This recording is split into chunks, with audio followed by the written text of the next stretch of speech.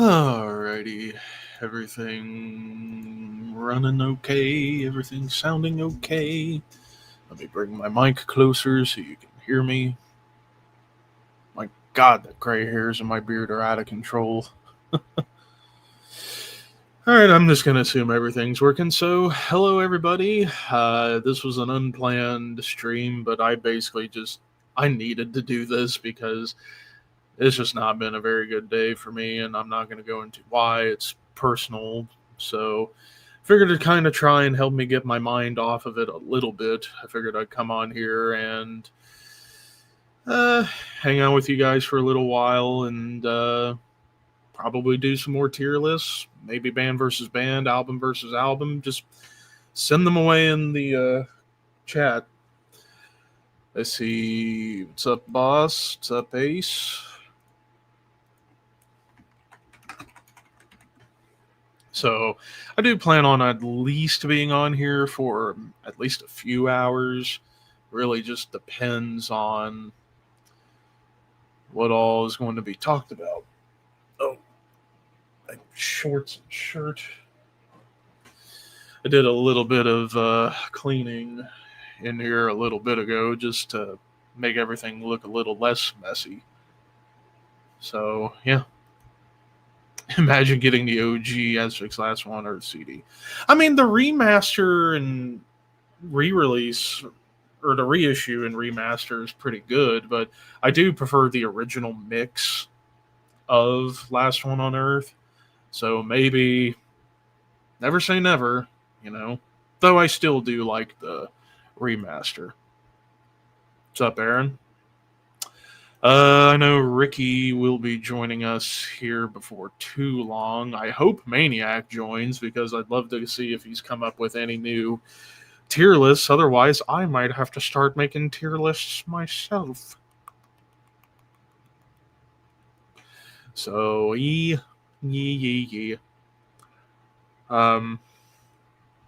But real quick, actually, I do want to make mention that, well, if I can get my file up. So I've gotten quite a bit of entries for that 5,000 subscriber contest. Actually, let me count how many I've gotten thus far. 1, 2, 3, 4, 5, 6, 7, 8, 9, 10, 11, 12, 13, 14 entries.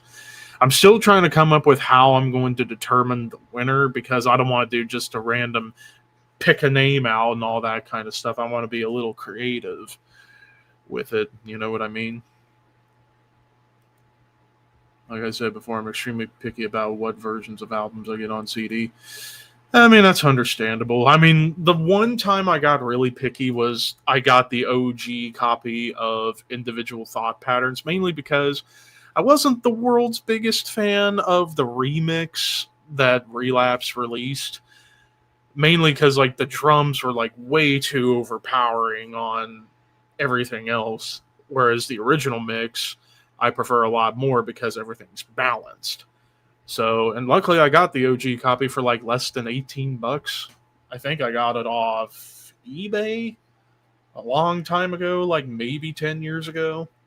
So, yeah. I've had that copy ever since. But I am trying to figure out about like a deadline of when I'm going to close entries for the contest. So, yeah. What's up, Demas? You must be new. Why re-live streaming? Not sure what you mean re-live streaming, but okay.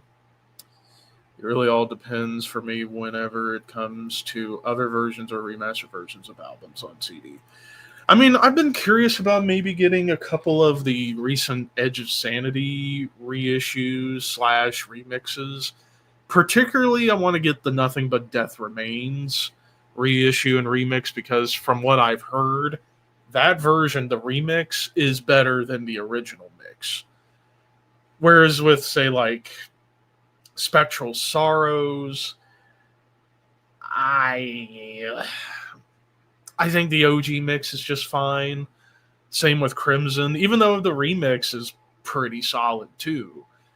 And I actually haven't heard the Crimson 2 remix, but I am curious because I don't know how it could sound bigger than the OG mix, which I have the OG mix, the original release on Black Mark. So I'd be curious about that one. And I know Crimson 2, that reissue just came out the day of my birthday, 11 days ago. But the thing I am still waiting on when it comes to these Dan Swano reissues is Moon Tower. I want Moon Tower so bad without having to pay like $100 for an OG copy. You know what I mean? Found something I found out on the WWE title tier list we did. The reason Punk was on there 3 times because he became. I figured as such whenever after we had done it. But man, a lot of OGs and older versions are so hard to come by nowadays, especially at a low price. You just gotta shop around. You just gotta shop around on like Discogs, eBay, even like random distros that might have OG copies that are at a reasonable price. I've gotten lucky quite a few times with finding hard to get albums at a good price. I think the biggest steal I have ever gotten when it's come to buying, at the time, hard to get a hold of albums that were OG pressings at a good price was Cro-Mag's Best Wishes. I got that over 4 years ago, because I was going to Miami Metal Merchant, which I haven't shopped on that website in a while. I probably should shop on there again and see what I can get my hands on this time. But and we were in the middle of doing, I think it was an episode of Horseman Podcast, I want to say. I probably have to go back and find it, where I was literally scouring MiamiMetalMerchant.com, and I came across an OG copy, not a boot, an OG copy of Cro-Mag's Best Wishes on Profile Records for $14. It was not brand new. It was in like new condition, but I didn't care. So I bought it for $14, maybe a couple extra bucks for shipping and tax, but whatever. And I still have that to this day. Actually, let me grab it.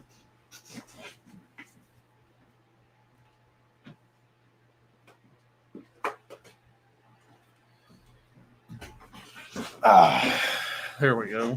Right here. This is OG. Right here. No boot, no nothing. Perfect. So, and yeah, it's crazy to see old Harley Flanagan back in the day looking so badass at his young age.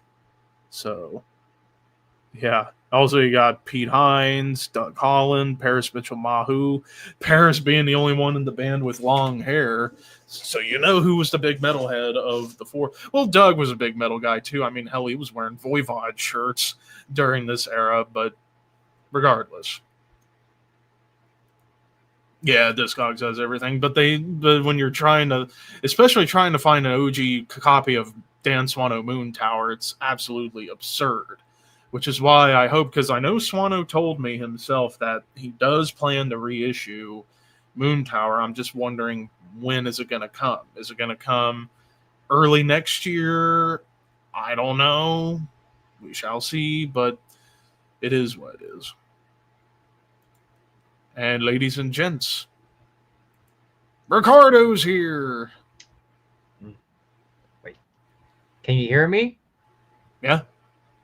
I can't hear you. Wait. Hello. Technical difficulties, ladies and gentlemen. What the fuck is going on? What the hell?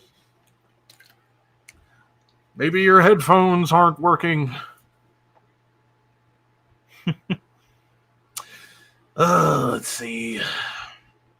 I'm just gonna keep making noises until you can hear me. There we go. I can hear you now. But your headphones not connect or something? It said on my screen that they were connected, but for some reason I couldn't hear you. I just had to turn them off and turn them on again. Now I can hear you. Yeah. Oh, I'm guessing you have the same thing. I got a Bluetooth headset. Yeah, that happens occasionally. But anyways, what you been up to? Yeah, but not much. I just finally got my haircut. trim the beard. Um, I hope I can I get my hair cut tomorrow. Jeez, I bear I fur up finally here. I finally was able to frame all my Swallow Sun posters, the pictures I took with the guys. I've been sort of been on a Slipknot kick since I'm getting ready to meet Chris from Slipknot on Saturday. I have a couple of items I want to bring. It depends on the price. Like I have a vinyl I'm gonna bring for one of my best friends because she loves Slipknot. And in terms of CDs, I'm gonna bring them all. But if I can only sign like maybe two items, I want that vinyl, and probably All Hope Is Gone, being that I was the last one that they were all a part of, you know. Mm-hmm. Mm-hmm. What else have I been up to lately? Not much. I've been kind of getting in the Halloween spirit as of late because, Texas Chainsaw Day happened yesterday, so that's kind of like the beginning of Halloween season for me. So I've been kind of going back and watching horror films more often than I should. Even though I do More that, than you even should. That's an understatement. yeah, even though I do that every year, even though and I also got to see Weapons and I got to see Together, two horror films that came out in theaters. Really good. If you guys like psychological body horror in terms of the two films, you'll dig them. I'm also getting ready to see Annabelle Creation at some point. No, not Annabelle Creation. The Conjuring, Last Rites. The last I think film in the Conjuring universe. That's about it in terms of like stuff of that I bought. Well, I only got this two things in the mail, which is the new Hell album, which is God some heavy ass like funeral doom, stoner doom shit that you'll fucking dig it. And I got Point by the Great chapter. Well, there That's you about go. it. That's about it. I've been working a lot, also saving money for Warduna in September, in 2 weeks. Hmm. Yeah, that's about it. Nothing out of the ordinary. And then meanwhile, me and my moronic brain sometimes didn't realize I had this and never posted about it. It I'm happens. It actually happens. trying to remember when I got this or how I got this because I don't I remember. think I seen you got it in one of your trips to when you go to the casino. I think you always say you go. There's a record shop nearby. I don't remember getting this. Had Yeah, I yeah, and I honestly don't remember. I think actually no, I think I might remember what happened now. It was when I was trying to get the first album and EP, the Viking Lear Veldi and the Hordensland compilation. mhm. And when I ordered it from the guy the first time, they fucked up and I guess they sent me this. So I think that's what it was because I'm like, I thought I had this already, but no, I never had it. So I'm like, okay, technically I got it even though I For paid for it free. Yeah, but thankfully I did eventually get a copy of the Viking Leaguer, Veldi, and and I Hordensland think compilation. and I think the Chromax album you got it. I know we were doing Horseman. I I don't remember the episode. It was I 2021, I know. I think it was the album of the year episode. I think. I think. Who Again, knows, right? who knows? But I know it's in But Horseman. I know because I remember your the reaction. reaction, I was like, oh, Yes, I remember your reaction, and you were like, and we were like, "What?" And then that's why I was like, "Oh, that's how I always remember that reaction." yep. But while we're still discussing albums, he says, but at least I have most of the OG versions of Megadeth albums on CD. Same here Yeah, too. Same I here do too. too. I got the OG versions of everything from Peace Cells through Cryptic Writings. The only one I I don't have an OG of is Killing Is My Business, but that's tough to get. That isn't a yeah. bootleg. So I just ended up caving and buying the remaster version, which sounds all right. I just like the gritty, raw recording of the OG, but good luck trying to get I it without it being a yeah. bootleg. I need to get the original recordings as well. The only one I have original is Countdown to Extinction. That's about it. Mhm. I only have two Megadeth albums actually. Funny enough, which is Countdown and The Good, the Bad. What Or was the it? Sick, the Dying, the Dead. There you go. There The you go. last album, yeah. Of course, I'm gonna get this one that's coming up. I have to The being the end is last. near, yeah. I have to as well. And I have to, hopefully they come back to Cincinnati. I Oh have to god, see them live one more time. I have to see them live at least once, and I'll be happy. And they If I have like, see them, it'd be the second time seeing them. mhm. But the first time, I If would probably see them yeah, with Timu on guitar because when I saw them the first time, that was when uh, Kiko was on guitar. yeah. So technically speaking, of the big four, only Metallica and Anthrax are still around. Slayer does once in a while. Just the festivals now, and now Megadeth's Festivals, about to hang it up. So it's crazy. The first two of the big four are the ones still going. pretty much. Realistically, it's Metallica and I mean, Anthrax, with and, Metallica and, being the band that started it all. man, I mean, seeing Metallica live, that was an experience of its own. And I I'm like, still need to see them, man, they're getting up in age, man. I mean, but I don't see them going away anytime soon. no, I don't see him going away Same either. with Anthrax because Charlie's still playing like a madman even at his early Mhm. 60s. Scott's still pumping out riffs.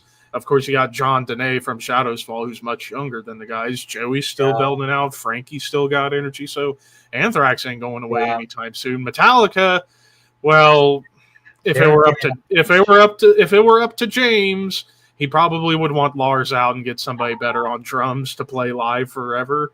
Maybe just get Lombardo, get Dave Lombardo, and he could still play those songs better. Uh, But like yeah, Hetfield, Kirk, and Rob still play their asses off, so there's no. And James sounds great on vocals, probably the best he's ever sounded, if you ask me. I don't see Metallica doing another album. I doubt it. Maybe one more. Maybe one more. Uh, And because I've heard rumblings from like Kirk and a few and Rob that if they do another album, it's going to be heavier than the last couple. So mm. I probably mean, one last album and then just be a touring yeah, band for the rest of their lives.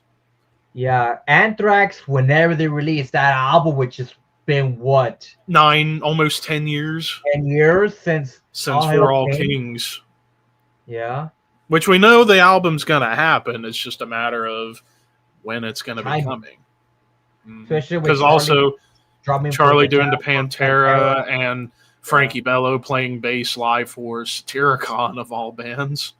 I know, which is kind of weird to think.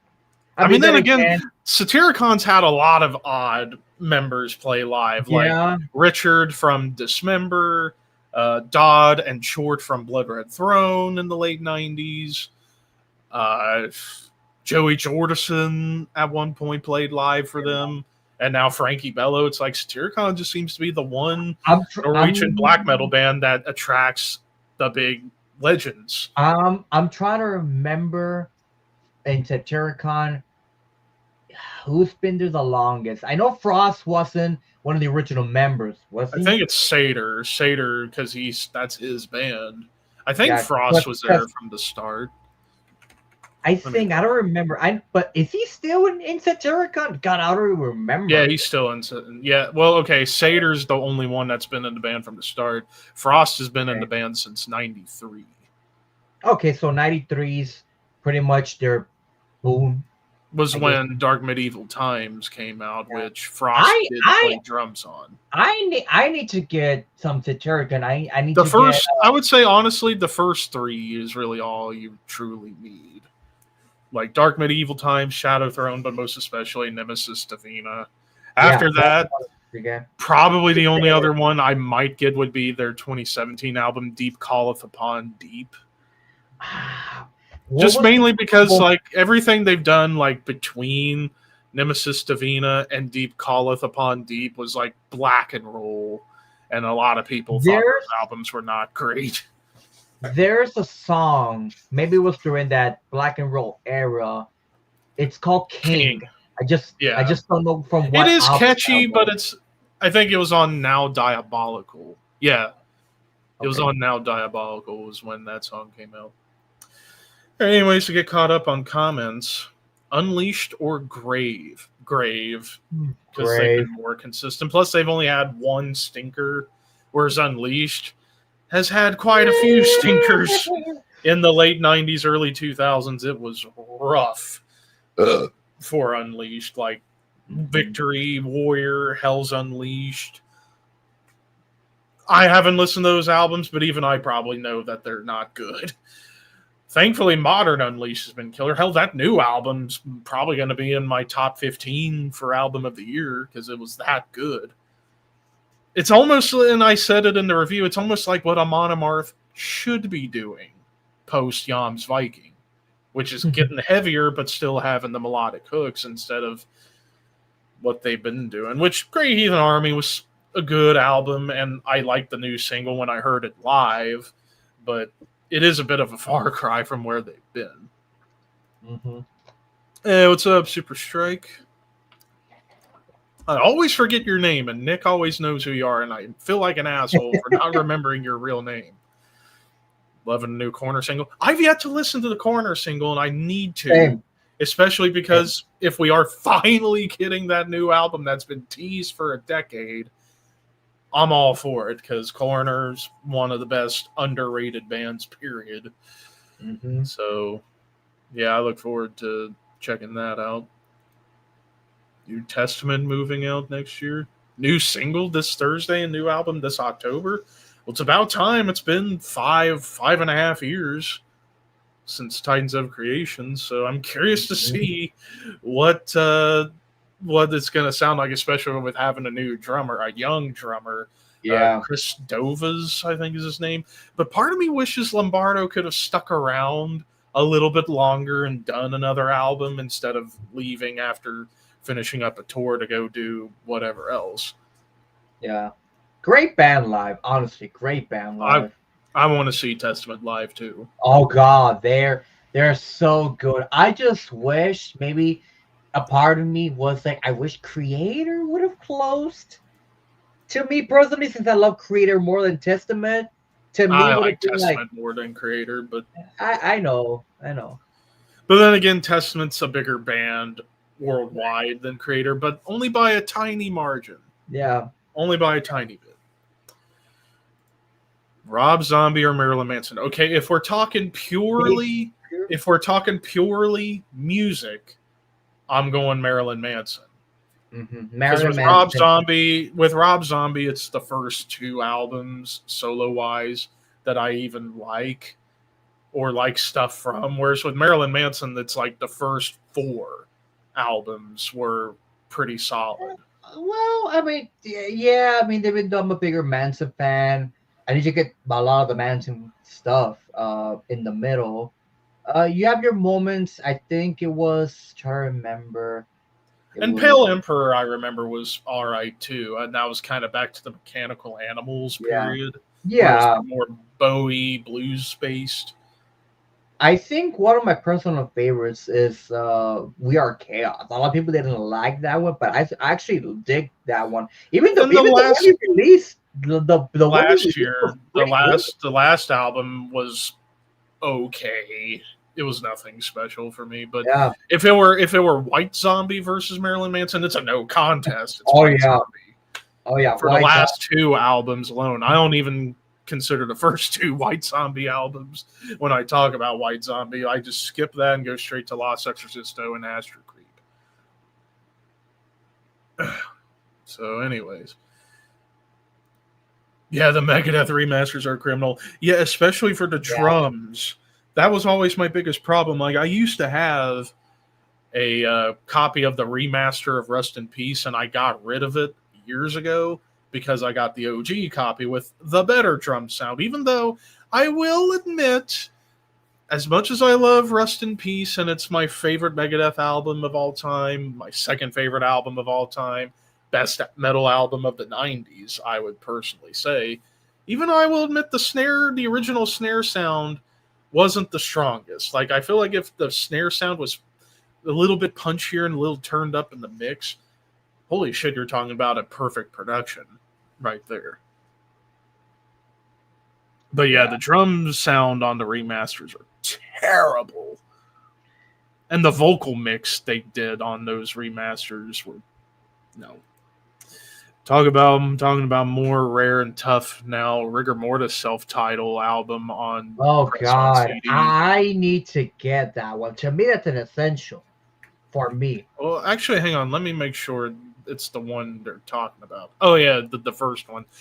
I was lucky. I found it for like $20 on eBay, and that album. Yeah, Ricky. If I were you, the next one I'd try and go after is that, because I that's the mean, best Texas then thrash metal album of I all was time, gonna say, then Texas band. Hello.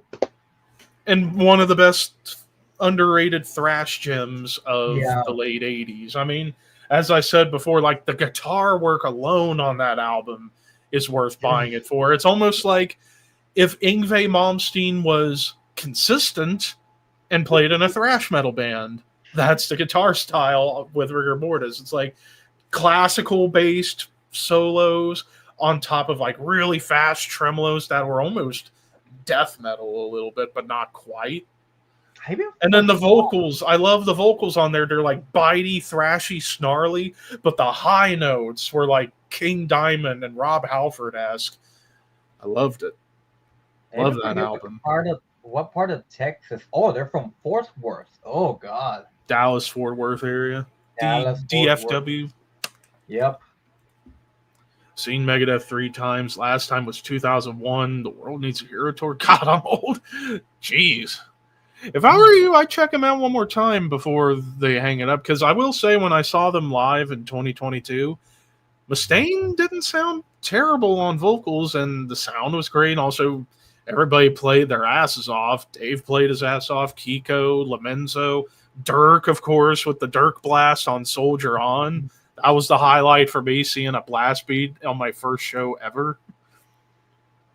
Even if it was a brief blast beat a couple of times.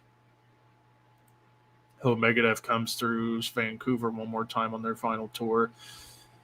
Yeah. It's I a I possibility. almost saw them. I almost saw them 2 years ago on the tour they were doing with, I think it was Mudvayne and All That Lamb of, Remains. or was it with Lamb of God? I know they did it with No, Lamb of the Lamb of God. God was like early 2022. I went on Yeah. the tour that they unfortunately had to open for Five Finger Cousin Fuck.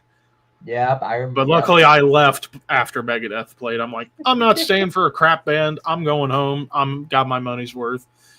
I think it was Mudvayne and All That Remains. I'm reasonably sure, which I wasn't sure if I wanted to sit through those sets just to get to Megadeth, to be honest.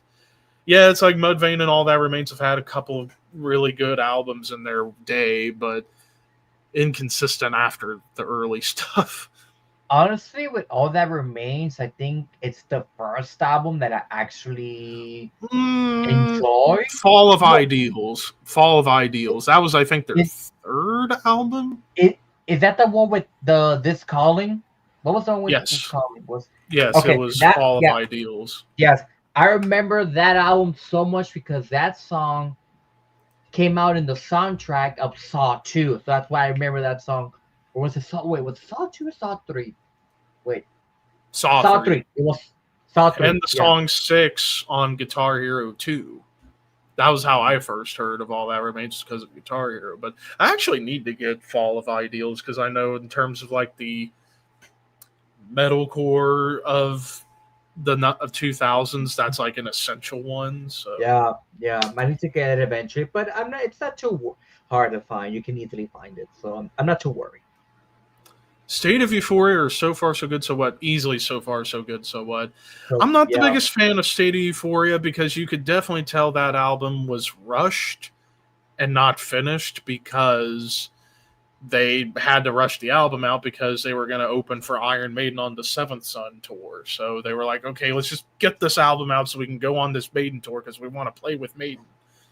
And there yeah. They are were some geeking good out. songs. There are some good songs on State of Euphoria, like the cover of Trust, Antisocial, Be All, End All. Like, there's some good songs on there, but you can definitely tell they rushed some of the other material out just to put it out there. And also, coming off of, and it's sandwiched in between two of their best albums, all that or blah, blah, blah, Among the Living and Persistence of Time.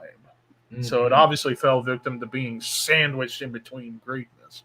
Whereas with So Far So Good So What, it's somewhat the same case where it was sandwiched between arguably their two best albums, Peace Sells and Rust in Peace, but So Far So Good So What, I would say like all the songs were awesome. Even well, maybe not as much the cover of Anarchy in the UK, even though I prefer that cover over the Motley Crue cover. And plus the fact Megadeth actually got Steve Jones to do the second solo on the song, Well, whereas there you go. Motley I don't think did. So, but like all the other songs, In My Darkest Hour, Hook and Mouth, Into the Oh Lungs god. of Hell, Set the World on Fire, Mary Jane, 502, Liar, all great songs. And even the production was like raw and snarly. So, yeah, I'd go with So Far So Good So What. All right, we'll see you in just a moment, Maniac, because we need to get down to the nitty gritty on some tier lists. Yeah. All right, what we got? Saw Anthrax live in 2005 with Judas Priest. It was great as Belladonna and Spitz were in the band as they just reunited. I heard that tour where the classic lineup of What's Joey, that? Scott, Charlie, Frankie, and Dan were together. But even as the band themselves said, it was not the right time for that lineup to get back together. Like they knew it would always happen, but it was kind of at the wrong time in their career because there was still some awkwardness. But there were definitely parts of the tour where they said it was fantastic. And then towards the end, it just kind of got to be a bit strange. So that's why that reunion didn't last long. 05, that was Angel Retribution tour? Yeah. Yep. Yeah, okay. I was trying to remember, is it that or Nostradamus? I couldn't remember. Mm-hmm. Nostradamus was 08, so. Yeah, that's why I was like, I couldn't remember. It was like 05 or 06, somewhere around there. Yeah. Let's see. Carter's new album set to come out October 17th, Dissonance Theory. All right, I'll have to put that on the list. Yeah, the end of October heading into November, I'm going to not be on here very much doing content because that'll be the 2-week vacation I'm taking to the beach. So I got to like plan ahead. No, I'm not getting tan because no matter how much sunscreen I put on, I burn. So You I'm burn not, like a motherfucker. Yes, I do. But I'll try to plan ahead on like some video ideas I could post that could be scheduled throughout those 2 weeks, like thread videos, whatever. I just have to think of ideas of stuff I haven't done already. Mm-hmm. Plus, Dave doing new vocals on the Rust remastered Hideous. Yeah. Worse of a whiner, Rob Flynn or Fred Durst? Take your fucking pick. Take your pick, honestly. I'll go see. How about both? Can we choose both? Oh man. Okay, if I had to choose between the two, probably Fred Durst. I was gonna say Rob, actually. I wanted to say Rob too, but I honestly don't know personally. I mean, I know I just said Fred, but I might even say Rob too. I mean, I was gonna say Fred, but Fred has sort of, time catches all. Fred's sort of been, what's the best way I can say? Mellowed out. Yeah, I guess he has mellowed out. While Rob is sort of. He's been up and down his whole entire career. It's pretty ridiculous. much. So for me, and I hate to be that guy, but Rob is a bit of a trend hopper, honestly. Because if you notice in Machine Head's career, when they started, it was during the groove metal bug, so they decided let's be a groove metal band, which I'm not denying. Burn My Eyes is a great album. Mm-hmm. And when nu metal became popular, they decided let's jump on the nu metal bandwagon for 2 albums, and they were albums of not so good. Then they decided to go back to their old sound, and then the thrash revivals happening in the mid 2000s. They thought, how about we incorporate a little bit of that into the music? and then for whatever reason on Catharsis decide to hop on the trying going back to new metal, which should not have happened. Granted, I didn't listen to the most recent album. I did listen to the album before. I think it was of Kingdom and Crown, and it was decent. It was decent. I think that was mostly down to, I always forget how to pronounce his fucking name. I think, hang on, the guitarist from Decapitated. I always forget Vogue from Decapitated on guitar, and then I guess the guy on bass, Jared, is actually he's a way better singer than Rob Flynn. So you could definitely tell that album was carried by both of those guys. Whereas Rob, he just no. Yeah. So, and I don't know where he stands on the Phil Anselmo issue now, if he still holds a grudge over something that had nothing to do with him. I would hope they've settled their differences over that, but probably. So let's see. If Megadeth brings that final tour though, or through, they need to bring some actually good bands. Yeah. Okay. Yeah. When I saw them in 2022, the band that opened Fire from the Gods, they were kind of like a metalcore, almost new metal band, but it actually had heart behind it. And then that Mongolian band, The Who, HU. Oh, God. They were amazingly entertaining. They were entertaining as hell. And then Megadeth played. Yeah. The Who? Not The Who. The Hue, HU.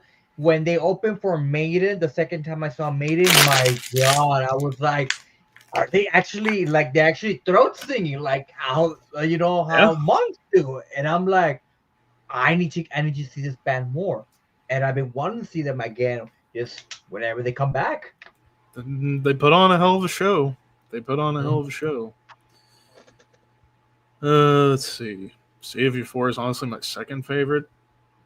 I guess to each their own, but I'll just say you're wrong, but it's okay. So far, so good. So what was Dave's version of And Justice, in my opinion?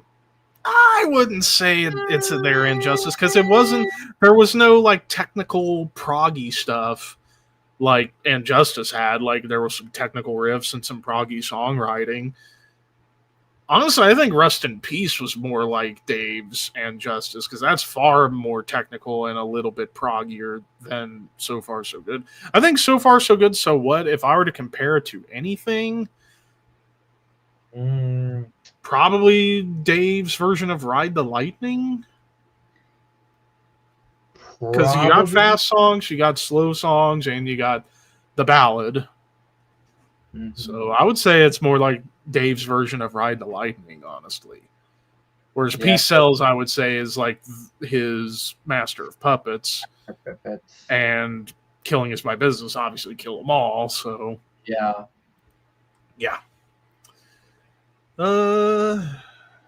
Let's see. Yep, it was great when I saw Anthrax in 05. Only time Spitz played with them since back in the day. Yeah, because I think Dan, he's a watchmaker now.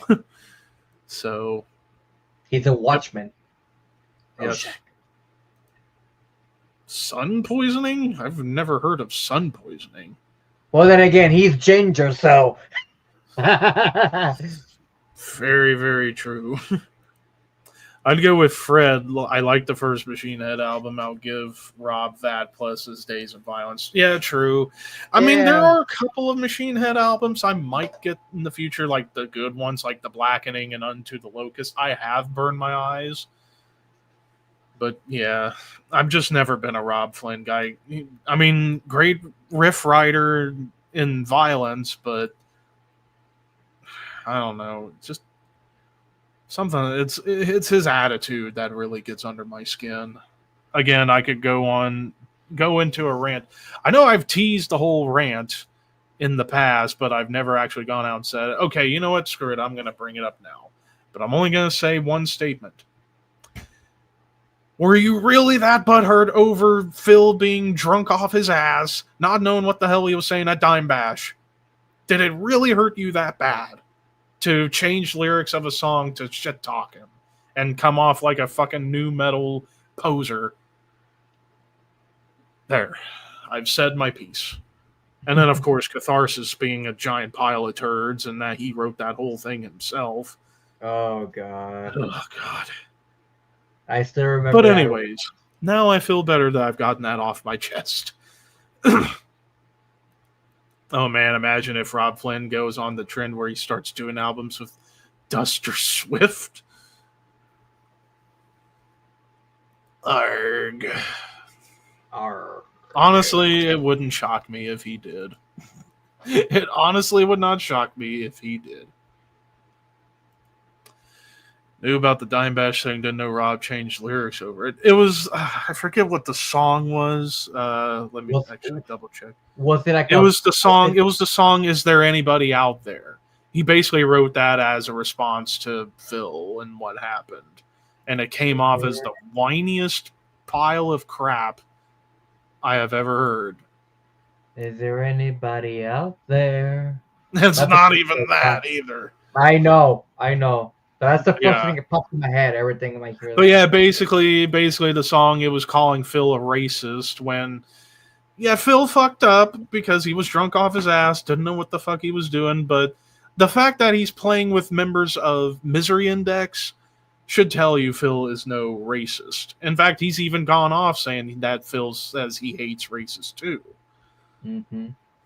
Because, I mean, he grew up in New Orleans and was friends with a lot of people of different cultures and whatnot. So, yeah. But that's all I'm going to say about that because I don't want to start a freaking race wars prison talk. Man, I would love to go to New Orleans. I've been there. It's not worth it. It's not worth it. At least I would like to go at least. Well, I just have to think because from Houston to Louisiana, it's an extra hour drive to Texiana, to the west. I have to drive another hour to the west or northwest or whatever the fuck. I mean, I could just go to Texarkana and be in the middle of Arkansas, Texas, and Louisiana. I don't know. I have to think that through one of these days. I don't know. Not to mention Rob dropped the N-word on Catharsis. I don't remember if he did or not. It wouldn't shock me if he did. At least what Phil said, he said, like Phil's said it was supposed to be an inside joke about white wine. But people, I guess, took it wrong or whatever. I don't know. I try to forget that whole thing. Because, I mean, after all, Phil has since then redeemed himself anyway. So, there you go. Yeah. Even though some European countries don't know when to forgive and forget and all that stuff, but I'll just leave it at that. Long story short, yeah, Rob Flynn is a douche.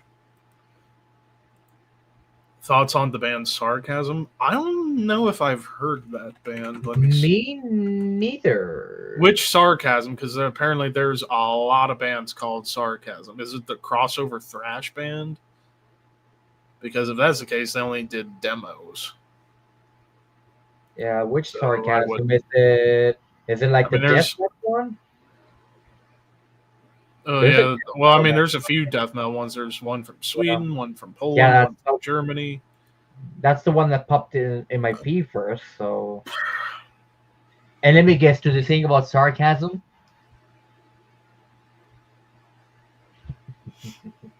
Yeah. I get what you mean on that one. So, Ricky, it begs the question. When are you getting back to making videos? I don't know. It's been a long time. Just honestly, a good way to get back into it is to enter my 5,000 subscriber contest. True. I just need to find the time. Yeah. I don't know. I don't know when the deadline is going to be. When I'm closing entries, probably be a couple more weeks. Yeah, I mean, I'm not gonna complain with this job that I have. It's giving me the opportunity to, go a lot of concerts. So I'm grateful for that. And of course, it takes a lot of my time. To sometimes I have to I go to work, get out of the night, just eat, go to sleep, and then wake up the next day to go to work. But again, it's not a hard job for me. It's just I have to keep going at it. And with that, I'm able to go to concerts. I'm able to spoil myself, go to meet and greets, go record shopping, and do a lot of stuff. So I can kind of been sort of putting YouTube to the side. I'm not going anywhere on YouTube. I plan to eventually uh do a video. I know I've been doing a lot of the Instagram reels. I've been really having a lot of fun Same here. doing Same here. doing those. So I need to do one eventually, maybe next week. I just need to think of a subgenre or something that I want to do. Mm-hmm. Uh, I was thinking of bringing back the 31 Days of Horror series, but to do like every day an album for you to listen during Halloween time. But that's gonna take me a lot of time to do it. I don't know. But I don't know. I mean, I'm not done with YouTube. I just need to think of something that's like me worthy of doing a video. It just depends. I need to find the inspiration or something, and I'm like, I need to do this shit again. You know? Yeah, I was trying to find it and I can't find. I'm on the archives and like all the thrash bands named Sarcasm don't have a self-titled album. So must be somebody, must be a band that's crossover thrash, but apparently to the archives they're not metal enough. I don't. Probably, or they're just a band that just recently formed like an hour ago. Speaking of thrash, Overkill's writing a new album already. Well, I mean, it's Oh, been 2 years. this is what like 21. 25th. This would be album Uh, 21. And I'm going to be ranking Overkill in 2 months. That will probably be one of the videos that will be going up during my although vacation. So, Although there is a video that I've been sort of thinking of doing, but it's gonna take me a long time to do. I just need to find like I'll do more research that I already know. I've been sort of thinking of doing like a middle retrospective on Swallow the Sun, kind of making like a sort of documentary, kind of like how Retrofist does the middle mythos kind of thing. I know a lot of Swallow Sun, but there's some stuff that I even don't know that I need the information to do the video. And the only way I'm gonna be able to do that video is whenever they re-release their biography on English, because it's only available in Finnish, and I cannot speak Finnish for the life of me. So maybe when that happens, when they re-release that autobiography and I read through the story of the band, I might be able to do a video of that magnitude.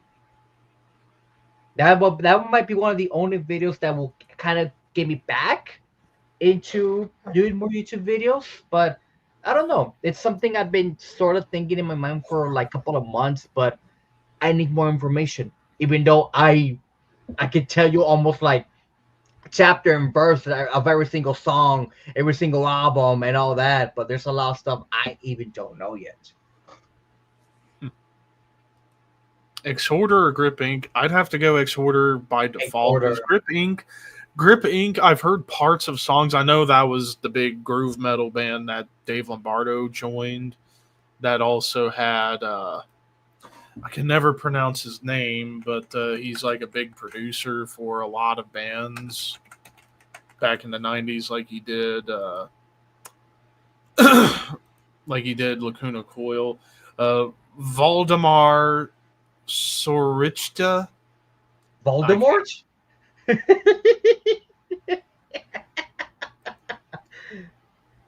Valdemar Sorichta. He's like a Polish musician and producer. Like as far as like stuff he produced Asphyx's Crushed Cenotaph EP, Bortnagar's Olden Domain, Mm. um, Lacuna Coil's first four.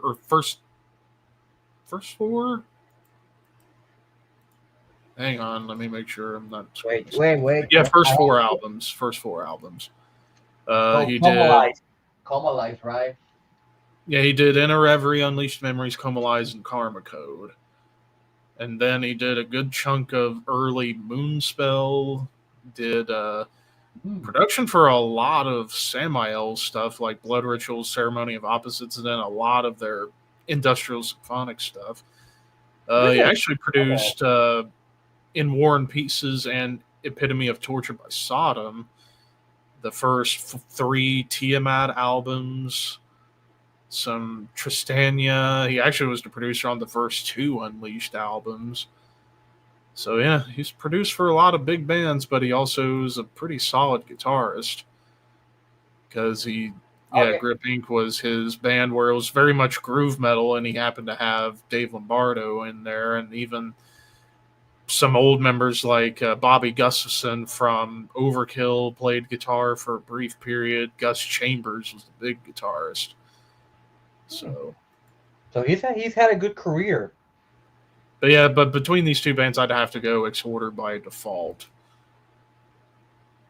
I mean, I've heard bits and pieces of songs from Grip Inc. and they sounded great, like awesome riffs, killer drum work.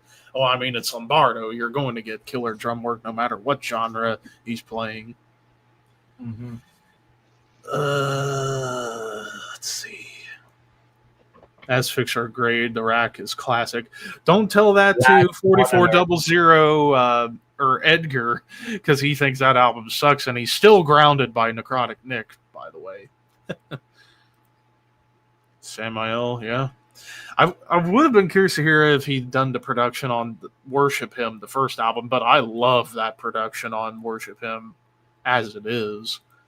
Mm-hmm. Were So you able to see some pieces of Triple Mania? I only saw a couple of highlights. I saw the puppet fight with Mr. Iguana and Balor's demon puppet. The only thing, and then AJ showing up during the main event. The only thing I knew about as far as like, oh yeah, and then the Omos Microman stare down. Obviously, I Yeah. saw that. But like like we were talking in the Instagram chat about Vikingo getting booed because they want Del Rio, and who the hell wants Del Rio? I don't get it. I don't get it.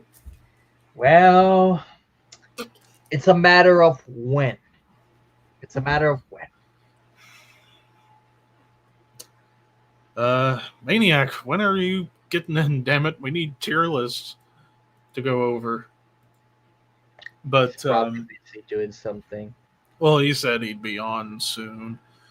But anyways, lately I've been going back and watching the John Cena Oh, DVD, particularly the third disc right here, which has his old Q&A show 5 questions with the champ, where he was more heel on that show than he was in his heel run this year, which is funny. Like, because he gets asked a question like, "Hey, John, why are you wear shorts that go below your knees? Don't wear a belt."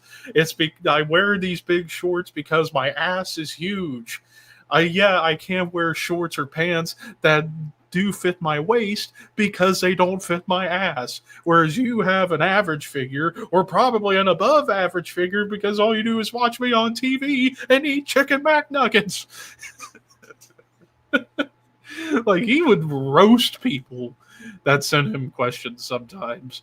But the and one I'll guy be he like, wrote, but the two people he roasts the most, Michael Cole and the Brooklyn Brawler, especially Brooklyn Brawler because he was like the co-producer of the show. yeah. So yeah. Hey, what's up, Rusty? Hey, man. I saw you entered the contest too. Yeah, you're one of 14 people so far that's entered. I know Nick's got his entry video coming out tomorrow, which I look forward to watching. So that's gonna be a lot of fun. All right, see you, dude. Thank you Yeah. for hanging out. Hopefully, you can hang out longer next Oh, time.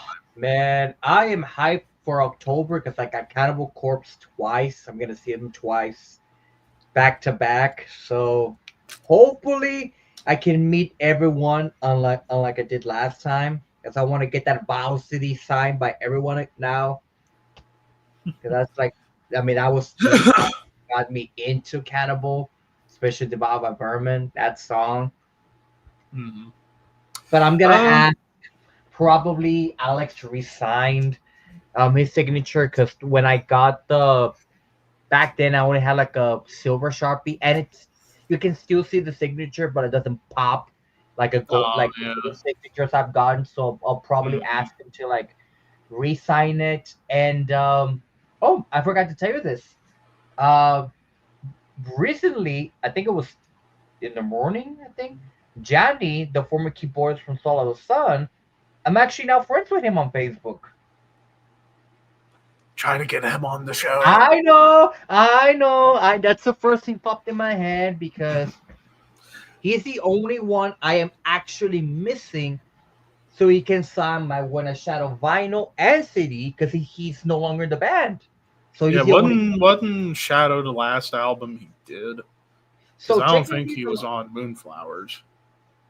so he kind of he was kind of in the producer's chair with Moonflowers, but technically the last album he did was the live album with the band. Because Gianni actually, if I remember, if my history serves correct, Gianni came in as a producer for Songs from the North. I think he produced either the second album or was the third album. I don't remember which one. I can look. Yeah, I know he came in as a producer. Either he contributed in some of the keyboards or something. I don't think he contributed to the album. I just remember in what capacity because at the time Alexi was still in the band as keyboardist, Marcus was still in the band as guitarist, and then after Aaliyah, the change with Juha with Trees of Eternity Halatar, which I think even Johnny produced Trees of Eternity and Halatar. So yeah, Johnny's been there for a while, but not as a core member until When a Shadow.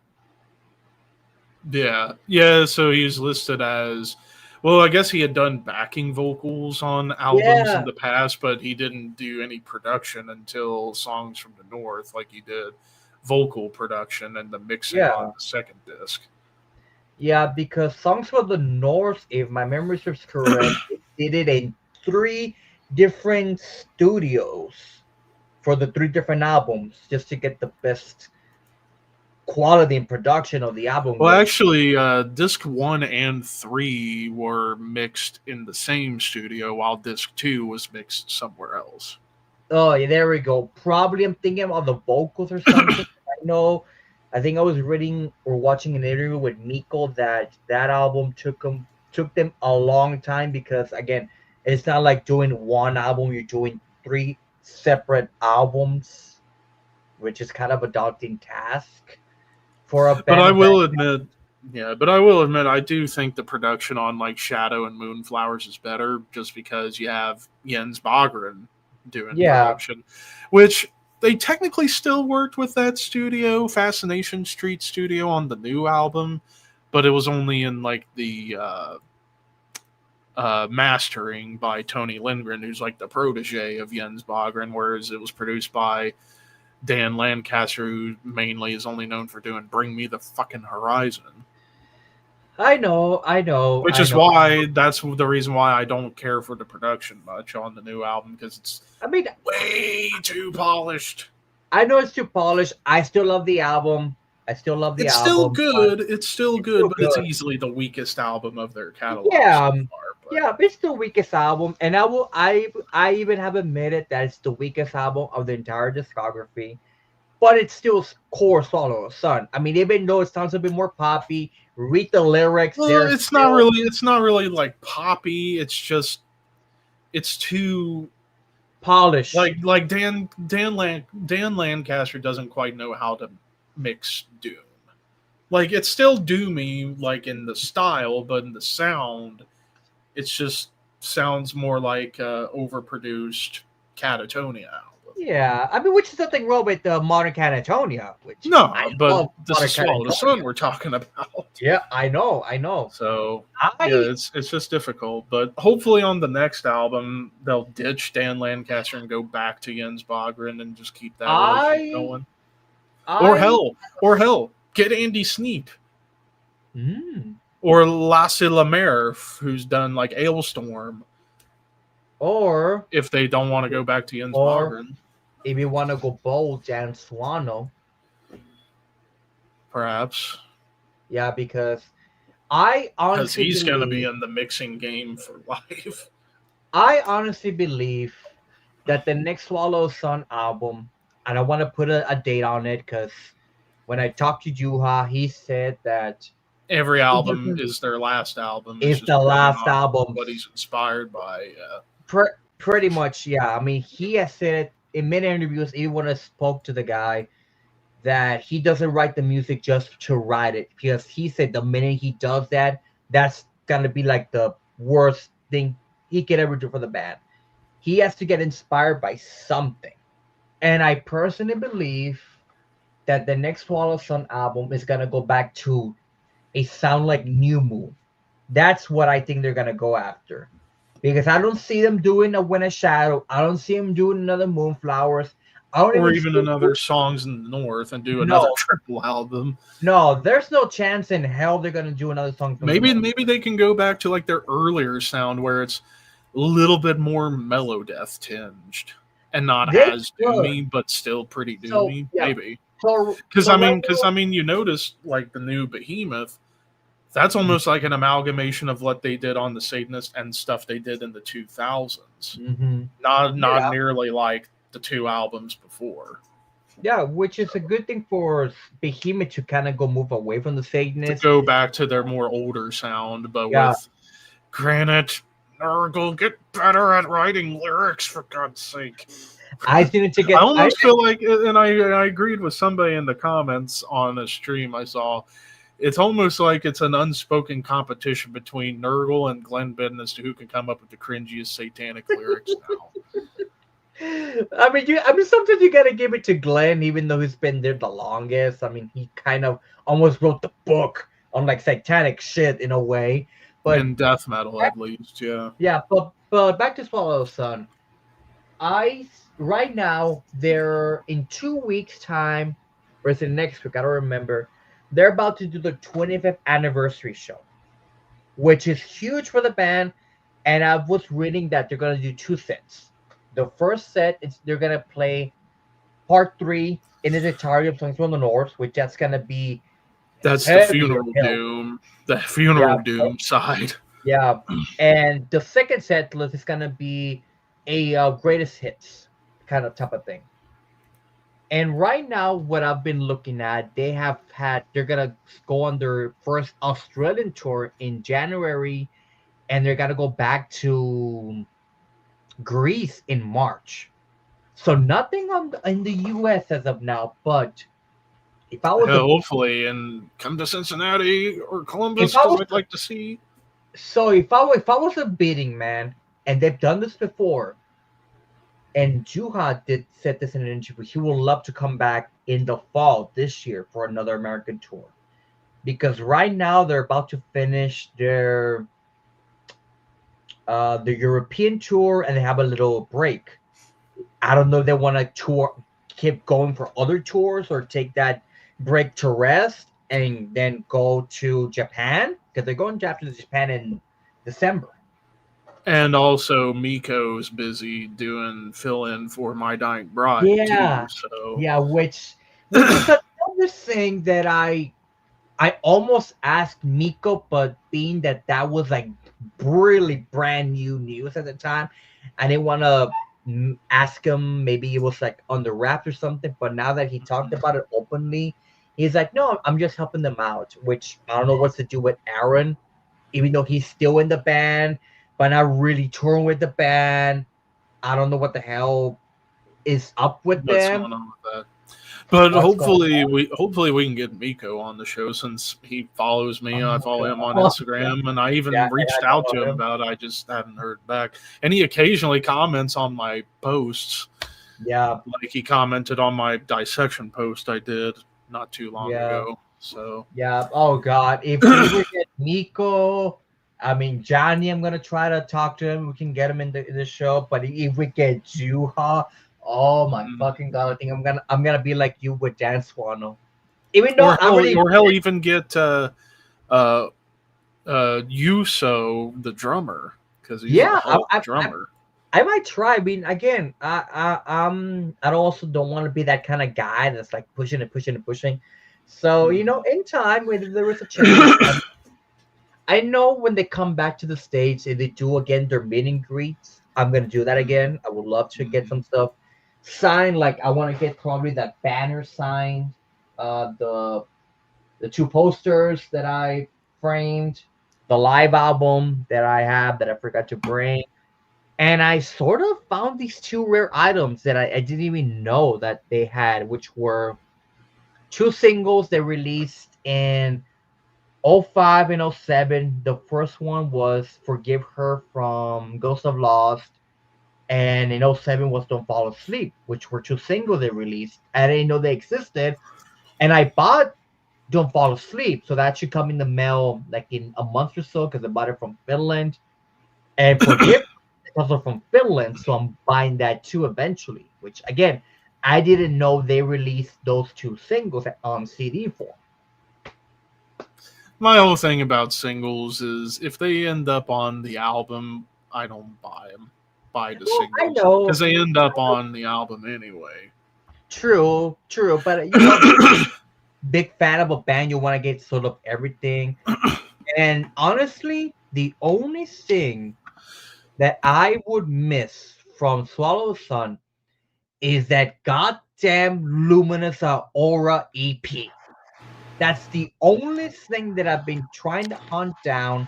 I don't care at this point if I get it on vinyl, even though I don't play vinyls. I just want to have it in my possession. I've I think I've sent a email to Century Media Records to tell, kind of saying that I would love for them to re-release it on CD. I was And gonna say because I saw they only released it as a vinyl. yeah, they only released it on vinyl for a limited time, and I would love for them to re-release it on CD. That's like the only thing I'll be missing. Ooh, 14. When does it close? I'm thinking sometime in the next 2 weeks. I'm gonna close it. The prize, it would just depend on like how I can get it sent, especially to like internationally, because I don't want to have to pay for so much money for shipping overseas because that will just ruin me. Yeah, So what I'm thinking of doing is something Ricky has done in the past. Just go to a label or a distro that is yeah, either European based or what have you, and just order it through there and yeah. send it there instead It's of better be ordering something from here in the States and having it shipped over yeah, overseas. it's better we do it that way because I know when we do the Christmas Saves a thing. little bit of money and Yeah, time on shipping. When Hannah and Archer, I always try to go through international, like Central Media. I always go it through European or Nuclear Blast Europe. I always like to order through there and send straight to their Yeah. place. Archer's the like one of the big reasons why I hadn't sent anything to Archer for a long time is just because he's the hardest to get anything for. Not just Yeah, because he won't make a Discogs list, but also it's hard putting in his fucking address. Like Portugal's addresses and information's weird. I I can't know it's follow. weird. Don't worry. I Whereas have with Hannah, at least with Hannah, it's a little easier. And then I obviously you and Raphael, it's mega easy. yeah, I've had So to, whenever I send something to Archer's neck of the woods, I've had to triple, quadruple check everything just to make sure that I put in the right thing. the And right sometimes information.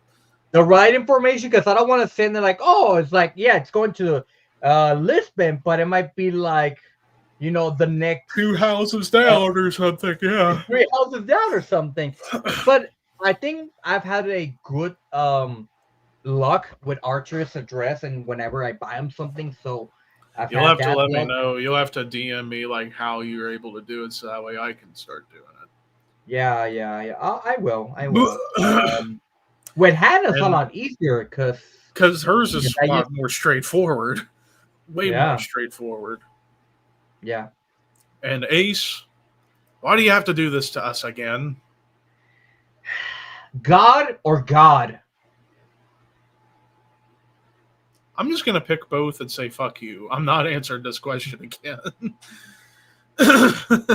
You know I love you, Ace, but for God's sake. Let's see.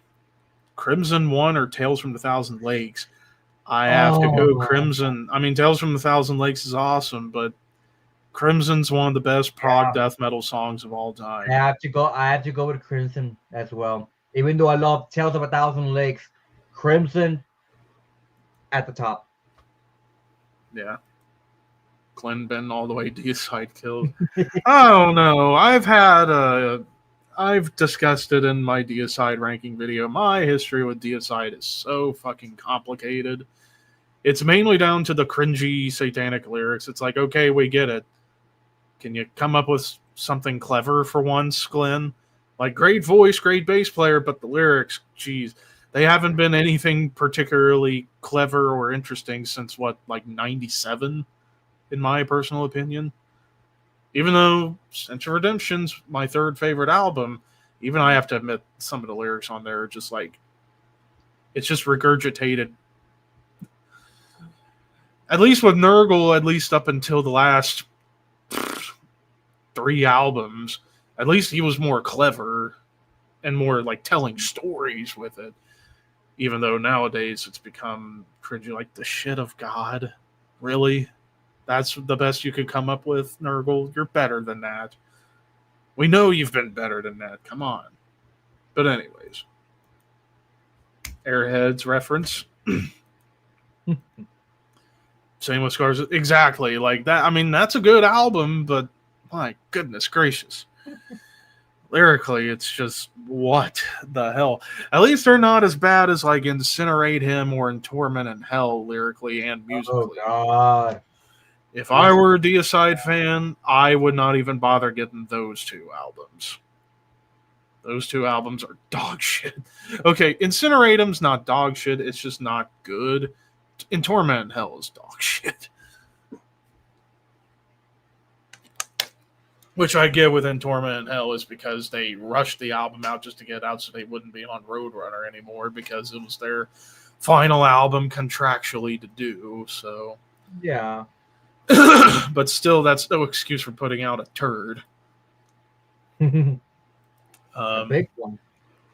The biggest one of their career. So, and Yeah. I highly doubt they'll ever top it in terms of terribleness. Because the new album, at least that came out last year, was actually really good. Yeah. I was gonna say, I wonder who's gonna tour next year, because that's always like the big thing I'm always looking forward to. The tours. I hope Opeth does an American tour next year. Ooh. Because I want to see Opeth so bad.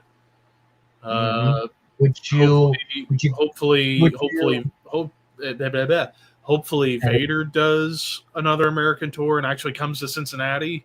Because I saw they were touring the States this fall, but no Cincinnati date, and I was so disappointed.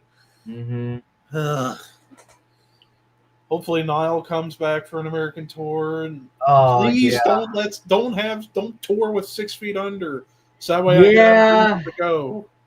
I would have gone to the show in February if it wasn't even if I wanted to go, I probably couldn't because of flooding around the area, so it would have been tough.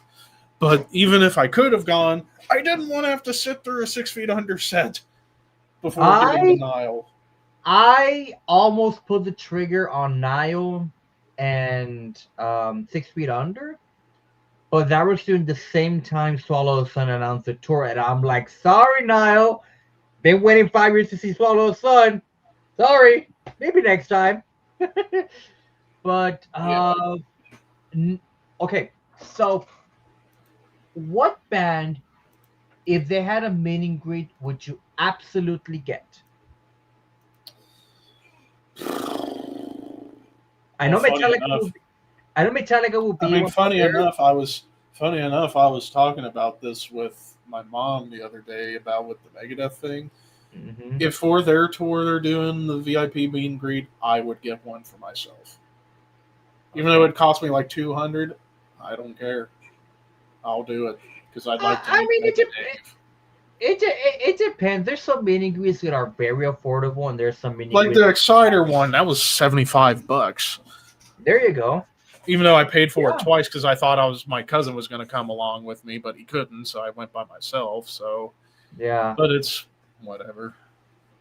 For Swallow, I think I paid. I think it was like $60 around there, which is not bad. I mean, I got to hang out with the guys. They gave me the shirt, some guitar picks, got a picture with him, got to sign all my stuff. Yeah. Uh, I would love to do one for Opus. It's just like I can say I met Michael. hmm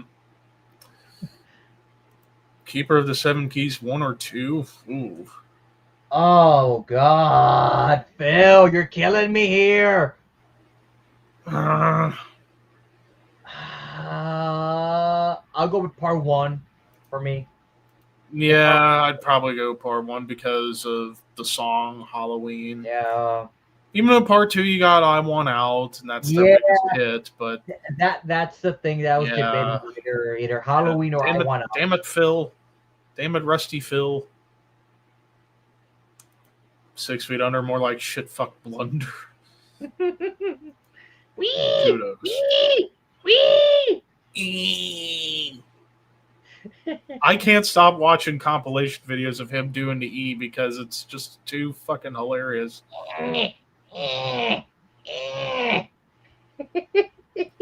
You literally sound like Cartman taking a dump.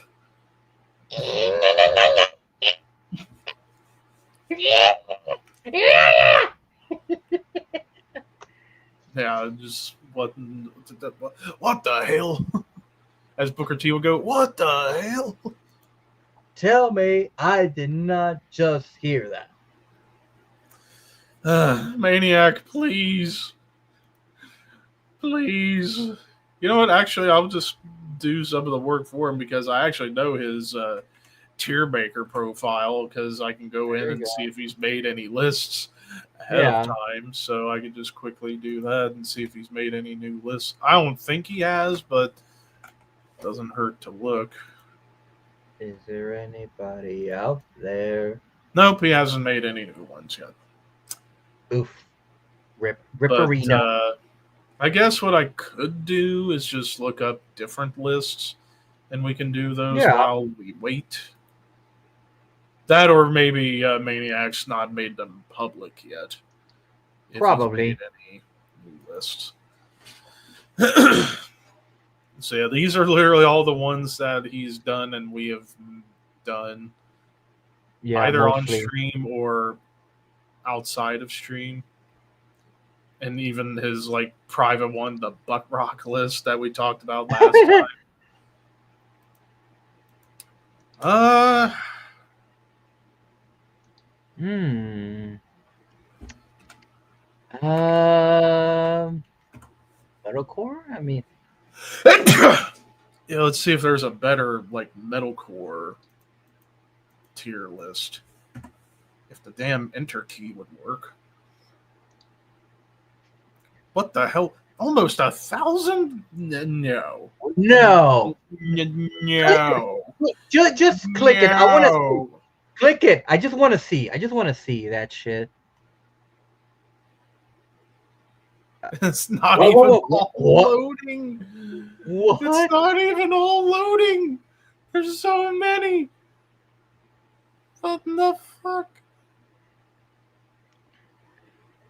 What the fuck? And Some of them aren't why even the hell? albums. Why in the hell is Some nails of them on aren't here? even. They're not metalcore. They're grindcore. Some of them aren't even album covers. If you look at it. Yeah, there's probably like singles or EPs and whatnot. What the fuck? What the And fuck? like, what the hell? This is Ugh. insanity. I ain't doing this one. Holy crap. Okay, let me see if I can find something simpler. Okay, how about. Metalcore, Oh, yeah. we've already done this one. Damn it. That. Let's see. No, not vocalist. Early 2010s. No. Let's see what else we Let's got. see. The extensive. Okay, this one's more manageable.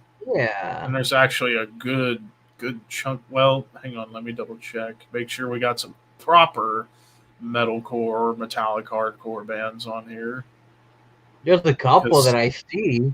Because if Earth Crisis isn't on here, then we're not doing this list. I don't think they're on there. I don't see them. Unless, Just unless I'm blind on their logo. I don't see them. okay, we're not doing this list then. Because you can't have a metalcore list without having Earth Crisis in there. What about this one? Looks Okay, the this one's same. pretty much almost the same. Yeah. Why the hell is In Flames on here? Oh god. It makes no Modern sense. In Flames? No. That's like No. alternative metal, if anything. I don't think And they have Earth again, Crisis. no Earth Crisis, which is bullshit. Hell, I don't even think Integrity is on here, or Ringworm, or All Out War, like the real pioneers. Like the only like earliest band I see is Hatebreed. I don't even know if Converge is on here either. I don't. It's like this list is mainly going for like the 2000s stuff. Yeah. All right, what about this one? Not even enough, and it's a lot of crappy ones.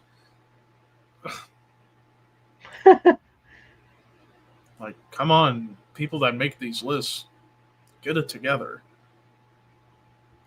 Maybe what about if I put in metallic hardcore? Try it. Metallic hardcore band. Metallica. You put Metallica. Oh, for God's sake. Metallic hardcore bands. There we go. Metallic, metalcore, deathcore, and hardcore bands.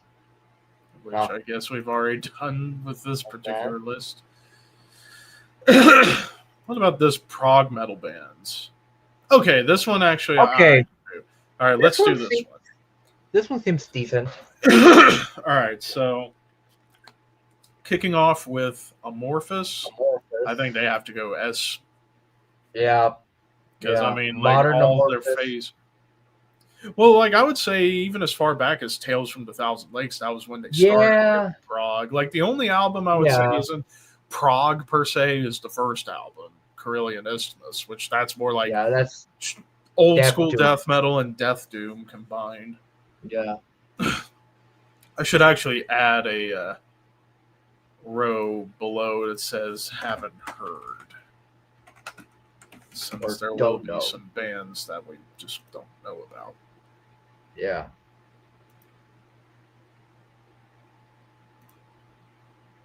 Oh, for God. I hate this freaking website sometimes. Haven't heard. Not hard, heard. Easy there, buddy. Easy. There we go. Holy Bologna bullshit. But anyways, Andromeda, don't know. So. Never heard of them. And this is Animals as Leaders. I still need to listen to Animals as Leaders. Same. I know Tosin Abasi's a phenomenal guitarist. I've seen some of his work. He's a shred master. But I haven't really listened to their music all that much. So I can't really say that. So there you go. Real quick, I'm just testing something. Okay. I was just making sure like it was still sharing the tier list. All right, next up, Atheist. I'm gonna go A just because like I haven't listened to Elements or Jupiter. It's mainly the first two albums, Piece of Time and Unquestionable Presence.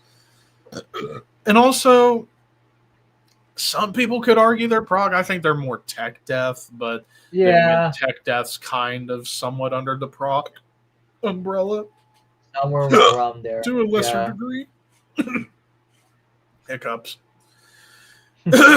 Arion. I'm gonna say A. Hmm.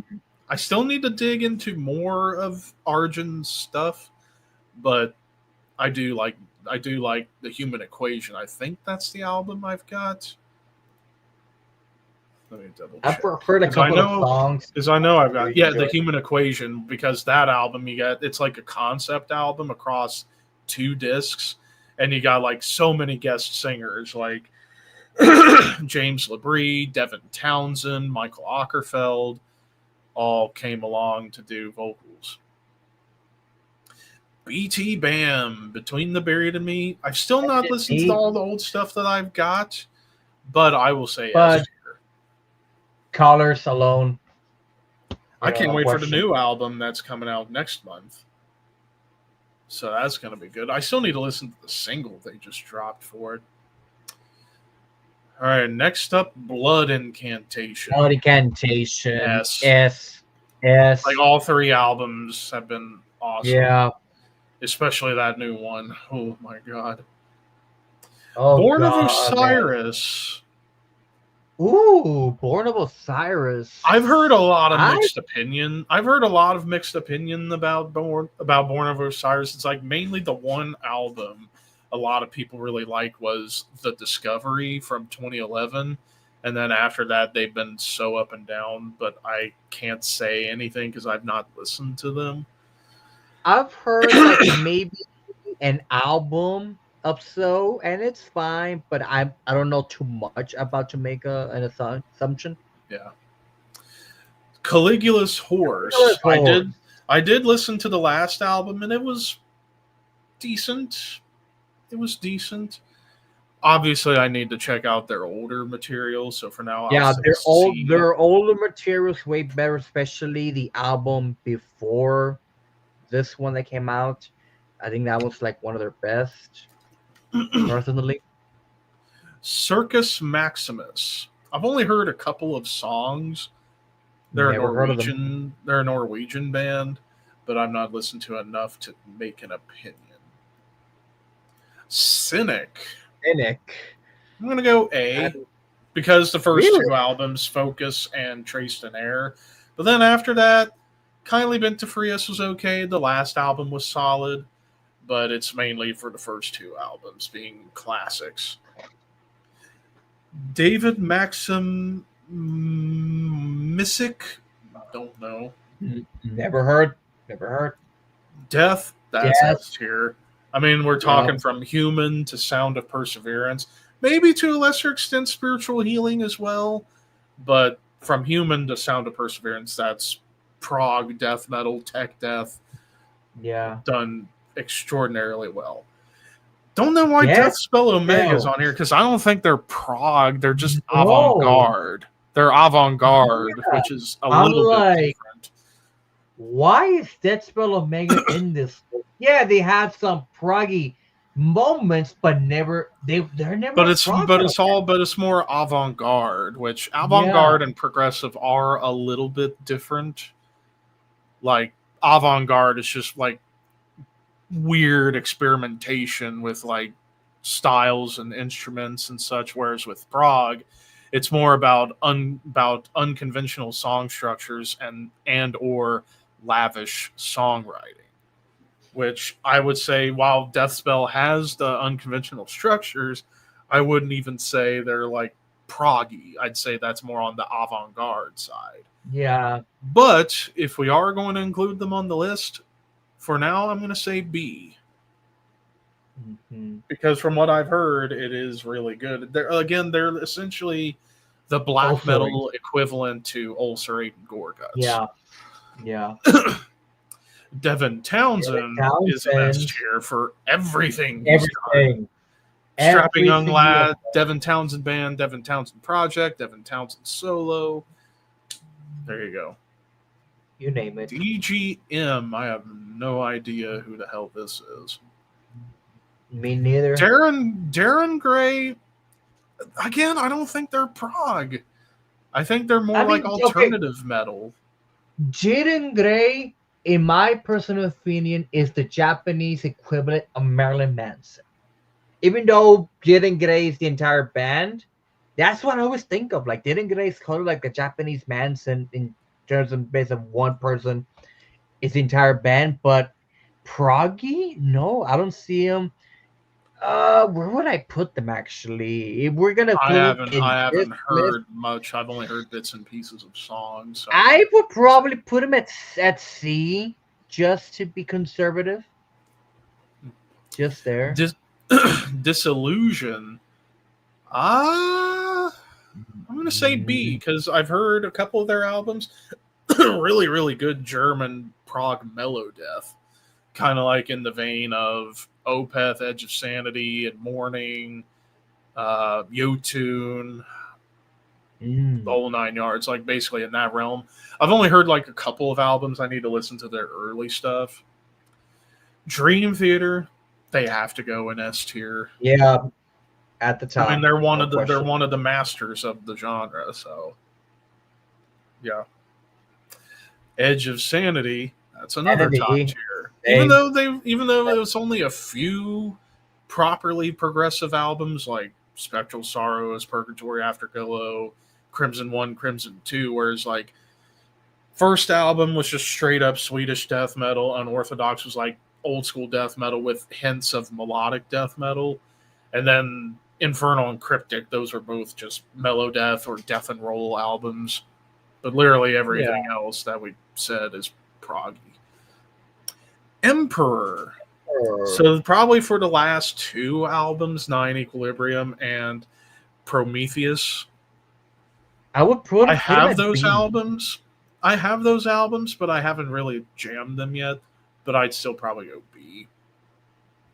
Enslaved, that's S tier. Yeah, I S mean, tier. like Pretty much literally every album's really good to everything. outstanding. Yeah, And I can't wait for whenever they decide to do a new one because that's going to be glorious.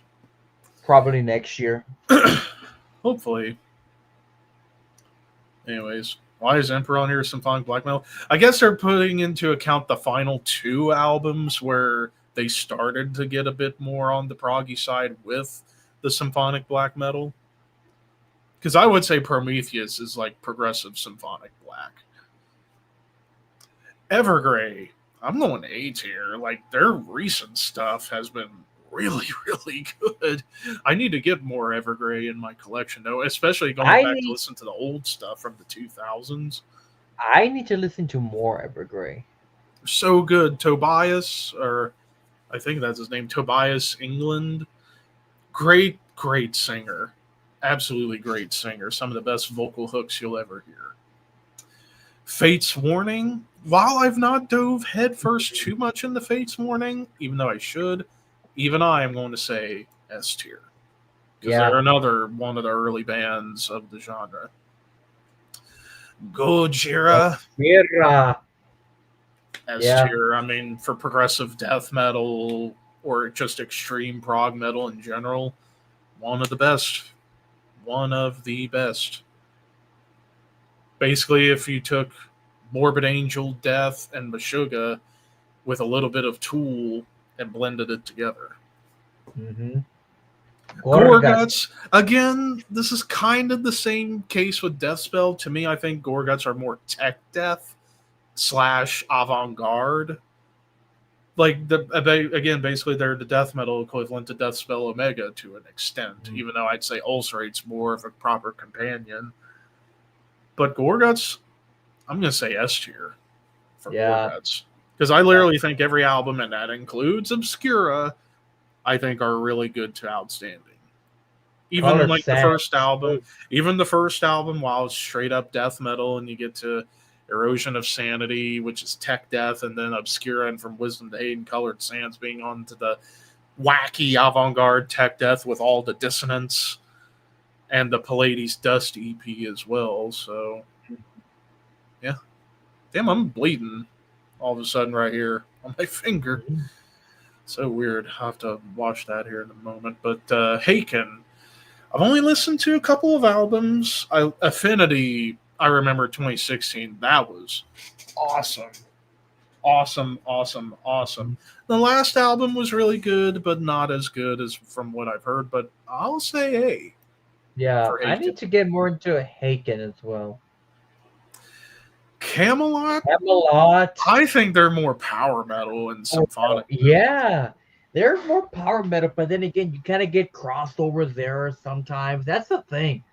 Like, I mean, what's the Symphony X? Are they in this list? I don't know. I haven't gone down there yet. Yeah. But Camelot, I mean, I have listened to a little Camelot. I would still say A. I think they're a consistent band for sure. Mhm. So KO Dot. Sadly, I haven't listened to KO Dot, and I'll just go ahead Neither. and say Right. Modeling of the Well, but I need to because I've heard, especially Ooh. Modeling of the Well is like one of the best avant-garde prog metal bands of Yeah. all time. So Yep. Yep. yeah, I've I'm heard gonna that. have to listen to Modeling of the Yeah. Well, especially. Modern the World. I think it was from Cover Killer who kind of introduced me to that band, and I'm like, I gotta listen to that shit one of these days. Same. Leprous. I've only heard Press. the last album, and it's not aged well for me. I need to listen to the older stuff. So, but judging by their reception, I would say A. Liquid Tension. Liquid Tension Experiment. I've still yet to listen to this band. It's essentially Dream Theater without vocals. Yeah. I mean, I need to get that album eventually too. Mastodon. That's another easy top tier. Yeah. I mean, Yeah. Leviathan, Blood Mountain, Crack the Sky Alone. Yeah. When you have three of You a name perfect trio, that's S tier in my mind. Yeah. Meshuggah. Hang on. Yeah. Meshuggah, I'm also going to say S tier as well. Mhm. Like I used to not be the biggest Meshuggah fan. Now I'm a huge Meshuggah fan. It's taken me years, but I finally understand it now. So there you go. Myroth, I think I've listened to one album. Let me see. Never heard Myroth.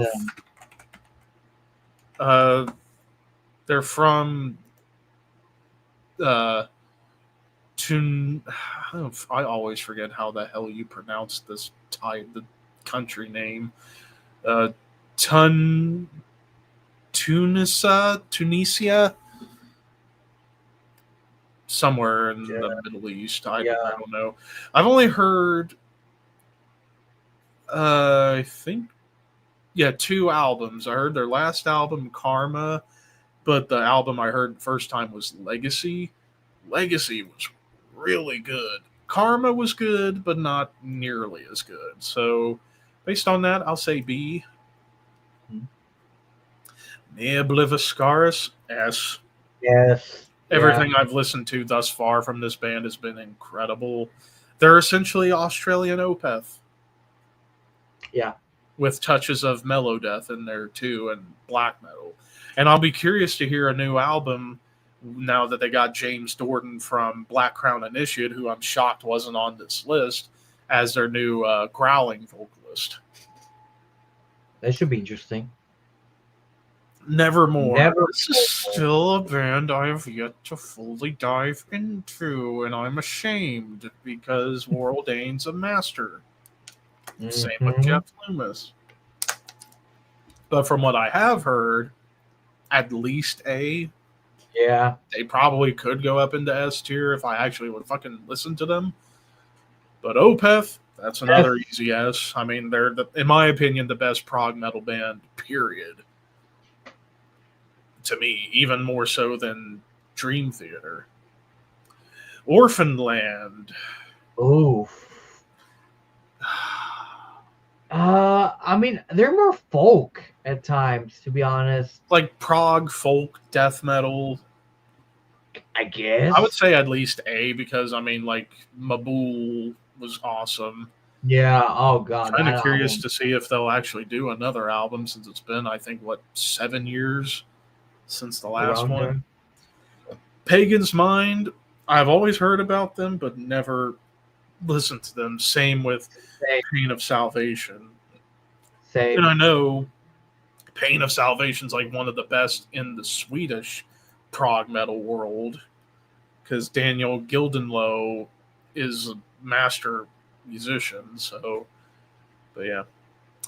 Oh dear. Oh God. We have now reached that band, Periphery. Okay. I'm gonna speak for both of us on this. Musically, they're not bad. It's not they're nowhere near Meshuggah level, but they're not bad musically. I listened to a couple of albums, musically was really good, but the turn off, please get rid of Spencer Sotelo. He cannot fucking sing.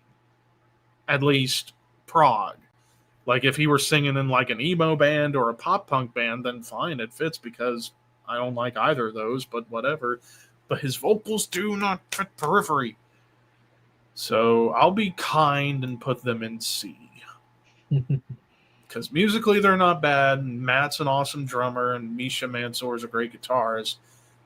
Spencer just needs to get the hell out of the band.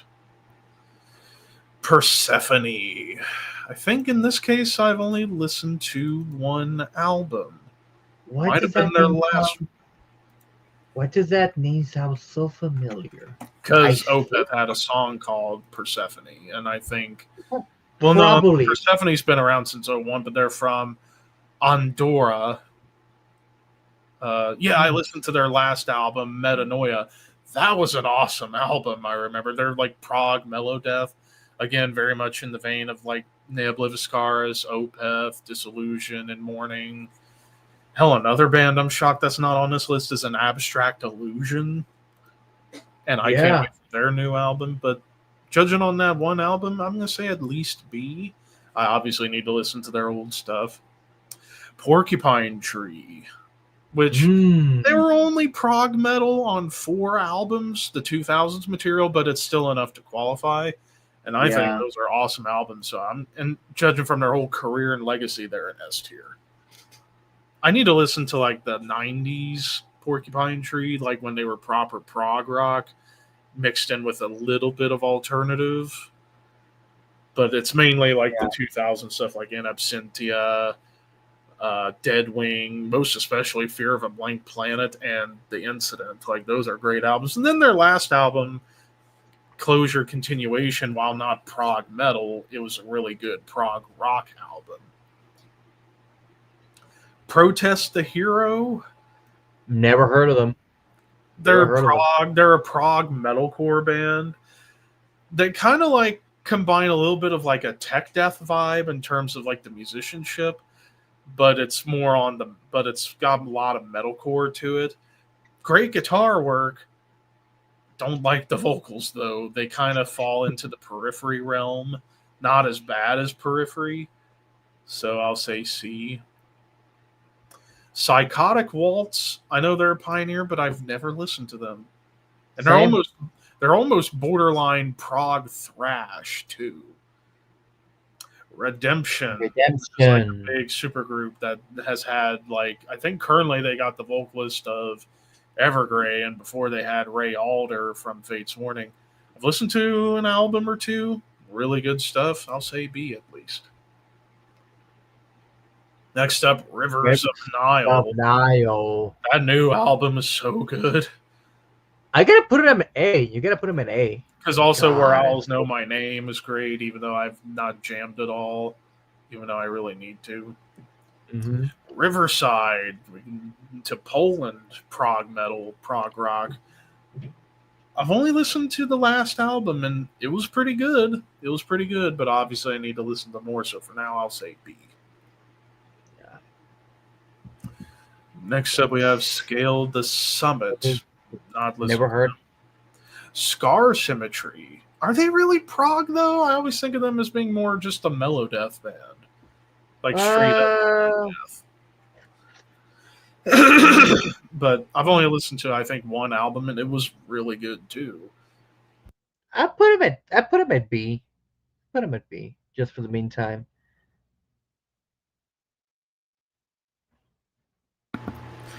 Son of a bitch.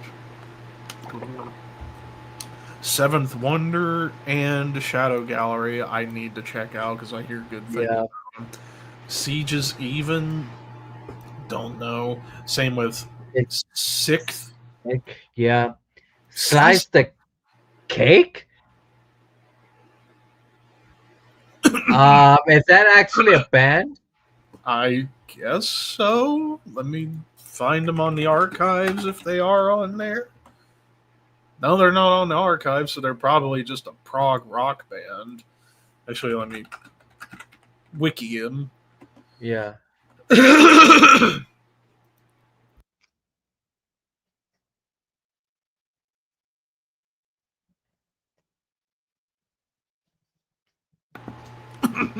Damn, fucking throat's getting dry.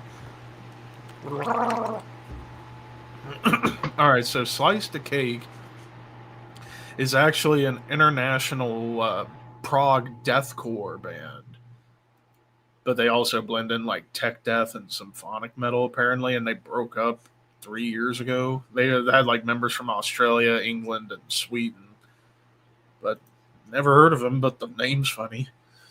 Yeah. I thought it was like a fucking meme. Or like slice the I cake. know, right? Next up, Soen. Owen. I'd say at You gotta least put A. an A. Even though the last couple of albums they've simplified everything, they still write great songs, regardless Mm-hmm. of what Necrotic Nick will tell you. Those last two albums are actually really pretty. Oh god, they're so good. They're so good. Uh, Symphony X. Symphony X. I just need to listen to more Symphony X. Again, they're more power metal I for me. think they're Symphony X. prog progressive power metal. Yeah, I Which, mean, if you're gonna have, like, if you're gonna have Symphony X and Camelot on here, why not have Angra? Because they're also prog power too. yeah, yeah. Tesseract, That's the right. Oof. basically Periphery, but far better. And I'm gonna say at least A because I like the Yeah. last album, More of Being. That was really good. Because Daniel Tompkins' vocals, yeah, they're high register, but they're far more natural sounding than Spencer's vocals. Mm-hmm.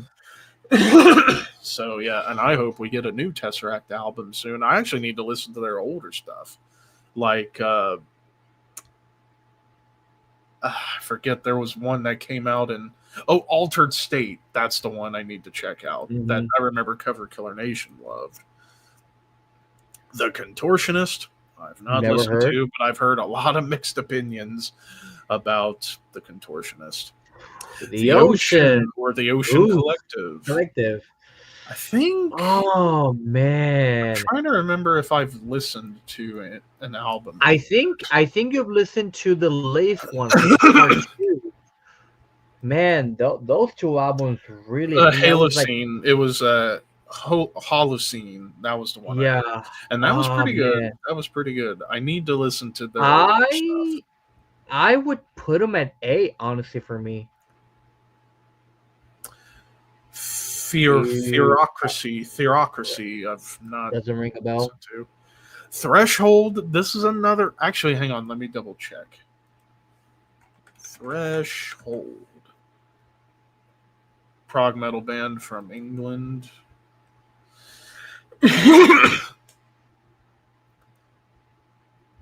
Yeah, I listened to the last album, Dividing Lines. That was pretty good. So I'm going to say at least B. But I need to listen to their older stuff because I know they're like one of the top prog bands of the UK. Thy Oh, Catafalque. I got the Falke. Oh god, this is a band that Hannah and I have bonded so much. It's like I get to so. listen to them. It's so weird. Death metal, prog metal, death metal, symphonic. Like it has a mixture of everything. Don't let the album covers fool you. They have some really kick-ass albums. I would put them at A personally for me. I was surprised the first time I listened to them. I was like, "What the fuck is this shit?" It's really good. You should check them out. Like, if you dive into them. Tool. They Oh, have to go. They have to yeah, go S tier, they have regardless of how to. you may feel. Regardless of how people might feel about Tool. There's no bad albums. All of them are really good to classics now at this point. Mm-hmm. But most especially Anima and Lateralis. Yeah.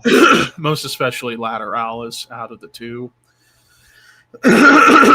Damn it! Why does my voice keep wanting to go away? And we get Ulcerate. Ulcerate on here, which again, tech death, avant-garde, even post-metal too. But regardless, they go in S tier. Mm-hmm. I mean, at least everything from, like, I would say, like, Everything is Fire, Destroyers of All, and the last two in particular, amazing. Mm-hmm. Like, Yeah. the debut of Fracture and Failure is definitely far more of like a tech death, bordering on brutal death metal. And then you have like Vermis and Shrines of Paralysis, where they start to get a bit more on the raw side, almost to the level of Deathspell Omega. And then we get to the last two albums, where they just grown into a dark, murky, melodic juggernaut. Mm-hmm. So I might end up ranking Ulcerate next year, probably. Ooh, that's gonna be hard. Vanden Plas, I'm trying to remember if I've listened to their Mm, last album or not. Let me double never heard of them. check. I might have, but I don't remember. So for now, I'll just say haven't heard, just in case. Vector, Vector. I'd say at least Hey, A, because yeah. Terminal Redux is a juggernaut in Redux. itself. Yeah. Voivod, Voivod. S. Yeah. Yeah. A another potential. another pioneer, and also pioneering dissonance in metal before every other band in extreme metal decided to incorporate dissonance. And then finally, Wilderun, who I've Mm. only listened to the last album, and it was beautiful. Basically, American Opeth, but with more symphonic and folk touches. But judging off of that last album and the reception of everything else, I'd say they go in S tier. I hope we get a new album. I think they actually were nominated for a Grammy for the last album that came out in Really? 2022. Yeah, because it got so much love from not only like diehard metalheads, but it appealed to the critics. It appealed to the critics. So yeah, that's interesting that they got nominated for a Grammy. Or they were in consideration for being nominated at the time. But either or, it goes to show you that they reached out Yeah. pretty big. So there's progressive metal. Definitely a lot we need to check out or get further Yeah. into. No bands ended up in D. So, yeah, we got a lot of S tiers as expected. So let's go Yeah. through Amorphous, BT Bam, Blood Incantation, Death, Devin Townsend, Dream Theater, Edge of Sanity. You know what? Even though they're not all the way prog, Emperor's got to be an S tier overall. So, Enslaved, Fate's Warning, Gojira, Gorguts, Mastodon, Meshuggah, Nablit, Scars, Opeth, Porcupine Tree, Tool, Ulcerate, Voivod, Wilderun. Yes. Yeah. And I'm then we had a good surprised. chunk in A tier. I'm surprised Time Ghoul wasn't on this list. Who? Time Ghoul. Well, remember, they didn't have any Yeah. albums. It was just 2 True. demos. I know. I know. But like But I will say, some bands that I think were critically missing on this list, like I said, Black Crown Initiate. I would also say Allegiant, Obscura, Abstract Illusion. yeah, an Abstract Illusion. Borknagar's a huge one that wasn't on Yeah, here. that's a big one. Arcturus could have been on here. Mm, Uh, trying to think more. Watchtower, I'm shocked wasn't on here. Yeah. Uh, Paul. No. I was gonna say Paul Bear, but no, they're more still Doom. Doom. Yeah.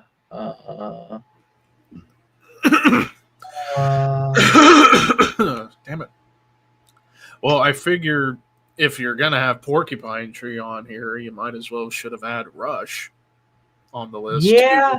Too. Sabotage, that's a huge one that's not on here. Yeah, Sabotage should have been on here. Queensryche, how the hell was Queensryche not on here? I just noticed. There was no Queensryche.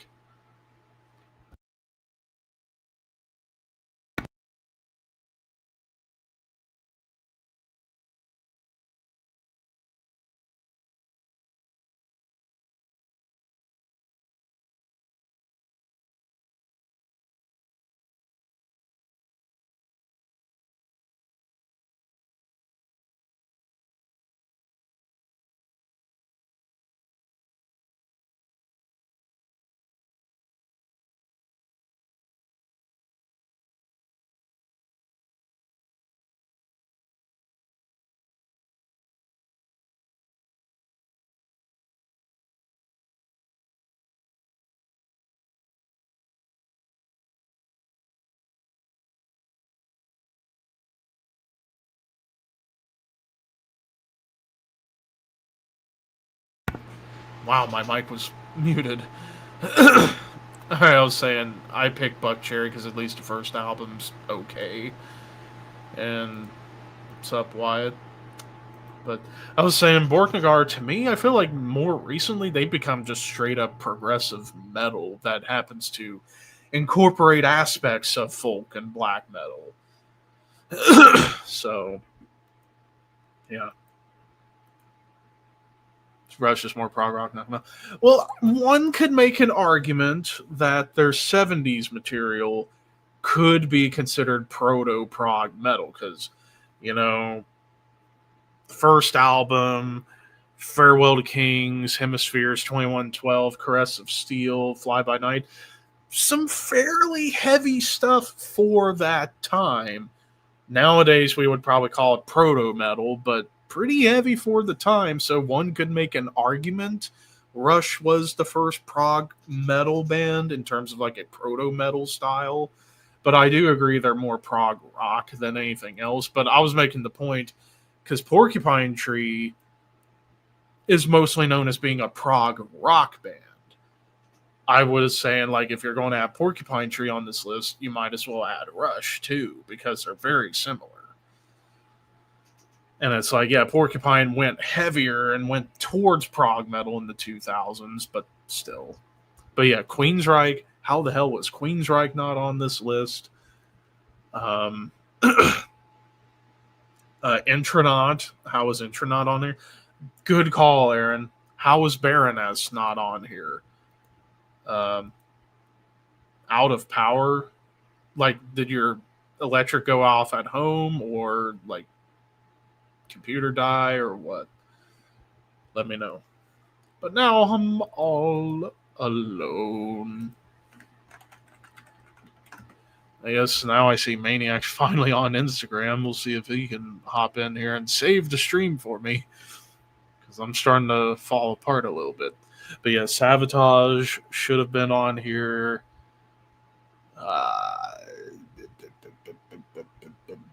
Nocturnus arguably should be on here. Damn, the whole neighborhood. Is there like a storm that just hit? Or is it rolling blackouts from the heat? Carnival, yeah. Yeah, you can make an argument for Carnival. Hell, I would make an argument arguably for even Catatonia. Because they got a bit proggy on quite a few albums.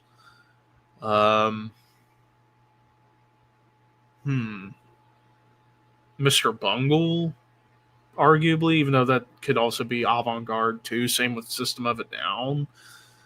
Hell, like newer Avenged Sevenfold, I think should be considered because the stage, especially, that is prog metal. Life is But a Dream is like avant-garde meets prog, and it was so out there. Even though I still do like songs on it. Oh, hey, boss. At least he'll be joining us momentarily. Just thinking of what other bands. Probably, but the sky is very dark. Yeah, it could be Storm in there, maybe. Other prog metal bands or prog adjacent. Nocturnus, arguably, should be on here, even though they also fall under tech death. I'd say they're also prog.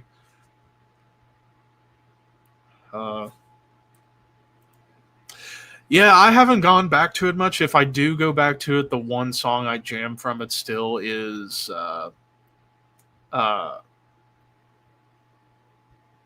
Cosmic. That is actually a well-written song. See, other ones. Shit.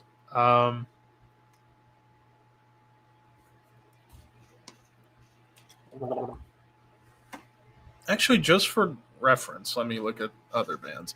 Oh, In Mourning, In Vain could have been on here. Yotun, that would have been an easy slam dunk for me. Yotun should have been on this list. Let's see. Witherscapes, that's another Swano project that could have been on here.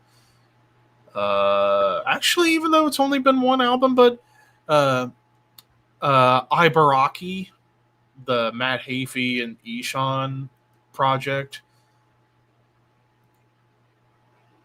Are Crimson Glory prog though? I always think of them as kind of being like U.S. power metal to a degree. I guess they could qualify. So, oh, Wyatt Dream Theater is already here. They're already in this tier. I'm talking about bands that this list didn't include that could have been on here or should have been on here. Uh,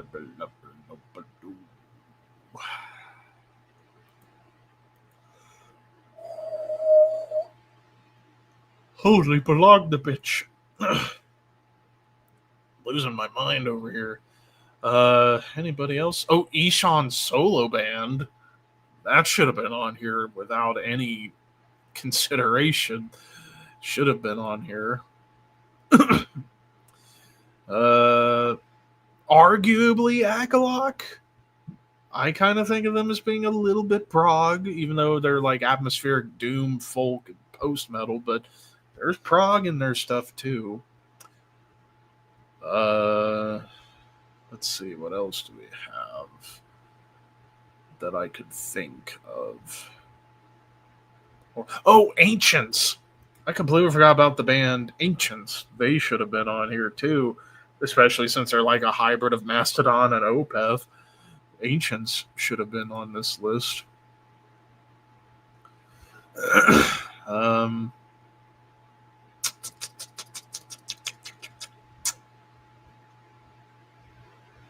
oh, I can't think of any more now. But now I gotta think of like a new tier list we can do. I figured that was the case. Beginning to thunder. How about let's find a technical death metal bands list and see where we go with that. Okay, this is actually a pretty solid list, so we can go with this. So kicking off, we have Allegiant. I mean, I've listened to pretty much everything from at least 2016 to now. Like Damn Them, that's a brilliant album. I'm gonna say great for Allegiant. Actually, real quick before we continue, I need to take a quick leak, so I will be right back.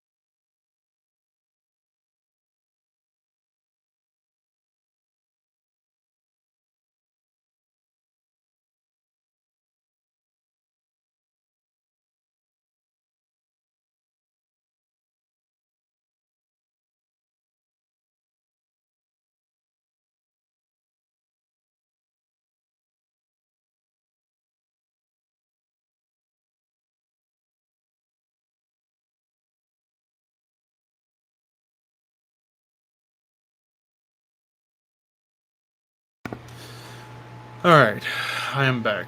Man, I was holding on to that one for a little bit.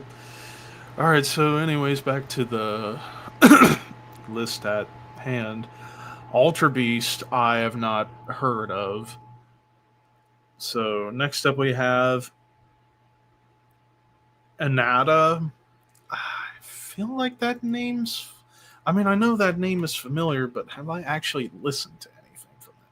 No, because they. Well, no, they're together still, but they haven't had an album out in nearly 20 years.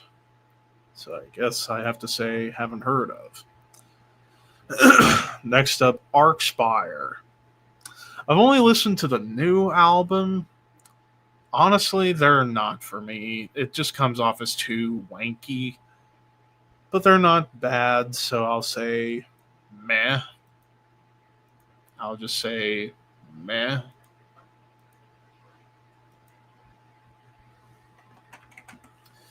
All right, next up, what is this? Archaic?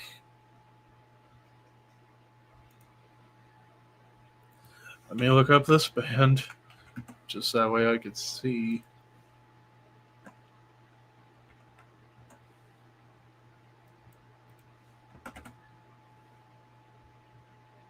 Not showing anything on the archives for this band, so but I now listen to them. Arsis. This is gonna ruffle some feathers. I have yet to listen to Arsis. I need to. Again, you can't hear everything. It's impossible because it just goes to show you like how I wish there could be more hours in the day, or I wish I couldn't sleep and try and discover stuff. But even at that, it would still probably put me up to like 30%. It is frustrating, believe me. It is frustrating that you can't listen to everything. So sadly, Arsis has to go there. And haven't heard of, but I do plan to check them out at some point. It's just a matter of finding the time or stop listening to something I keep listening to over and over again. So, yeah. But anyways, so moving on. Artificial Brain. I've only listened to the new album, and it was okay. But for now, I'll say meh. I think they're basically trying to kind of go for that like dissonant tech death style of Ulcerate and Gorguts. But I don't. But from that album I listened to, I don't think they do it as strong as Gorguts and Ulcerate. Atheists, though, they're a goat for tech death at least because they're one of the pioneers. How can you not put them at the top? Augury, haven't listened to them. Same with Beneath the Massacre. I've only heard bits and pieces of Beyond Creation, but still not enough to make an opinion. Brain Drill, I did listen to their final album. It was really good, so I actually say pretty good. Cynic, it's mainly where we're talking about Focus. I would say go just for Focus alone. That's brilliant. And then we get to Death, which is primarily, I would say, like human and individual thought patterns. But both of those albums are classics, so they have to go top. Decapitated. If we're talking about their tech death era, which was their 2000s work and their last album, I say they're a goat. I mean, Winds of Creation's my personal favorite Decapitated album, but you got Nility, and like even the last album, Cancer Culture, was awesome too, kind of like a return to their more tech death roots. I would certainly hope that if they do another album, now that they have a new vocalist who I think sounds more like a death metal vocalist and not just like a hardcore vocalist, maybe we can get back to like the Winds of Creation type of sound. That would be sweet. Decrepit Birth. I've still yet to check out Decrepit Birth. Same with who is this? Infold Darkness.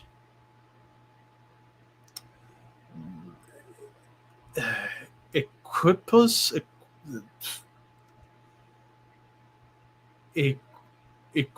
Equipiosi. I have no idea how the hell you say that.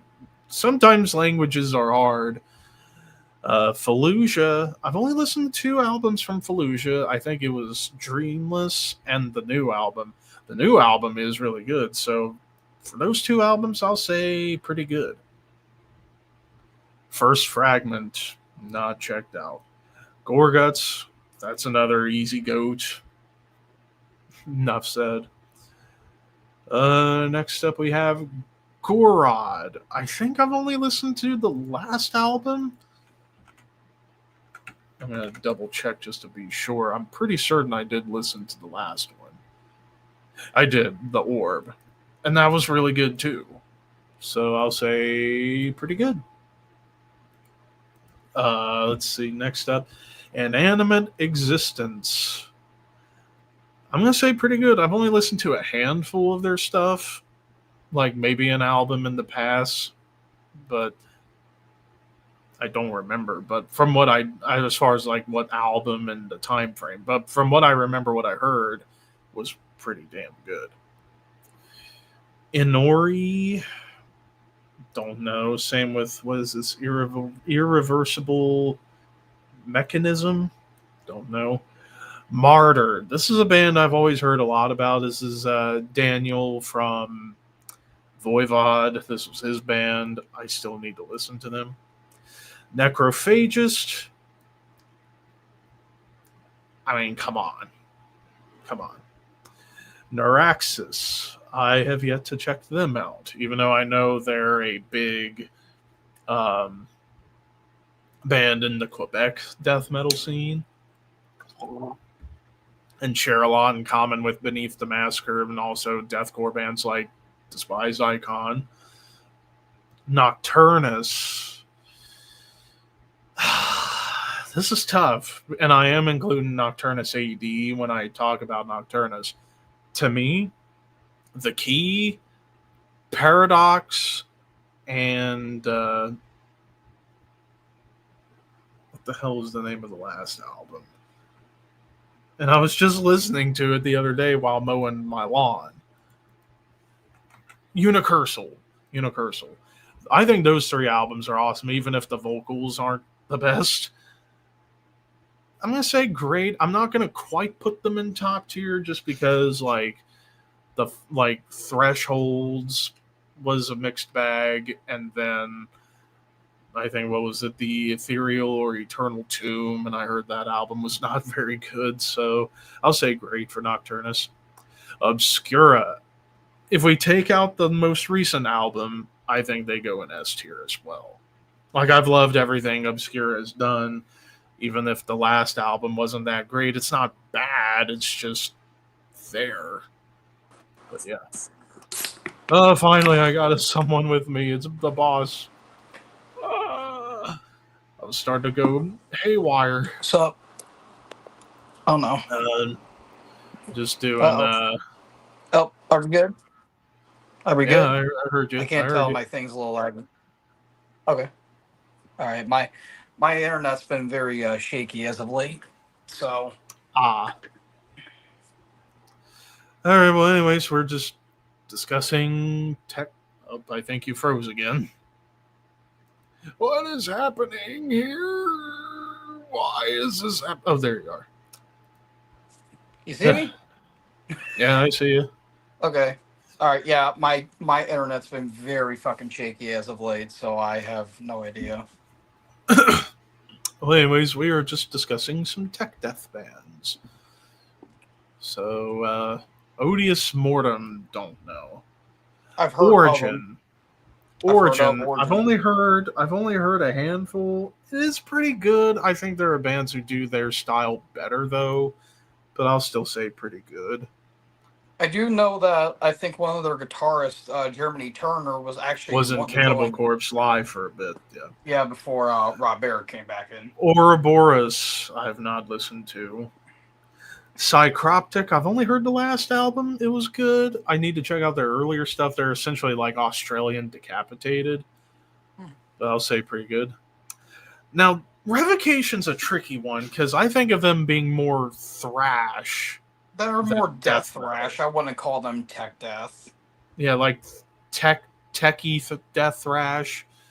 Not quite tech death per se, but I will say they're in top tier. And I can't still wait need for to the new check album. out. I still need to check out a couple more of their albums, but from the stuff I have heard, it's been really, really, really good. Like, what was it? Dave Davidson? Is that what his name was? Mm-hmm. Dude's a fucking shred lord and an awesome vocalist. Mm-hmm.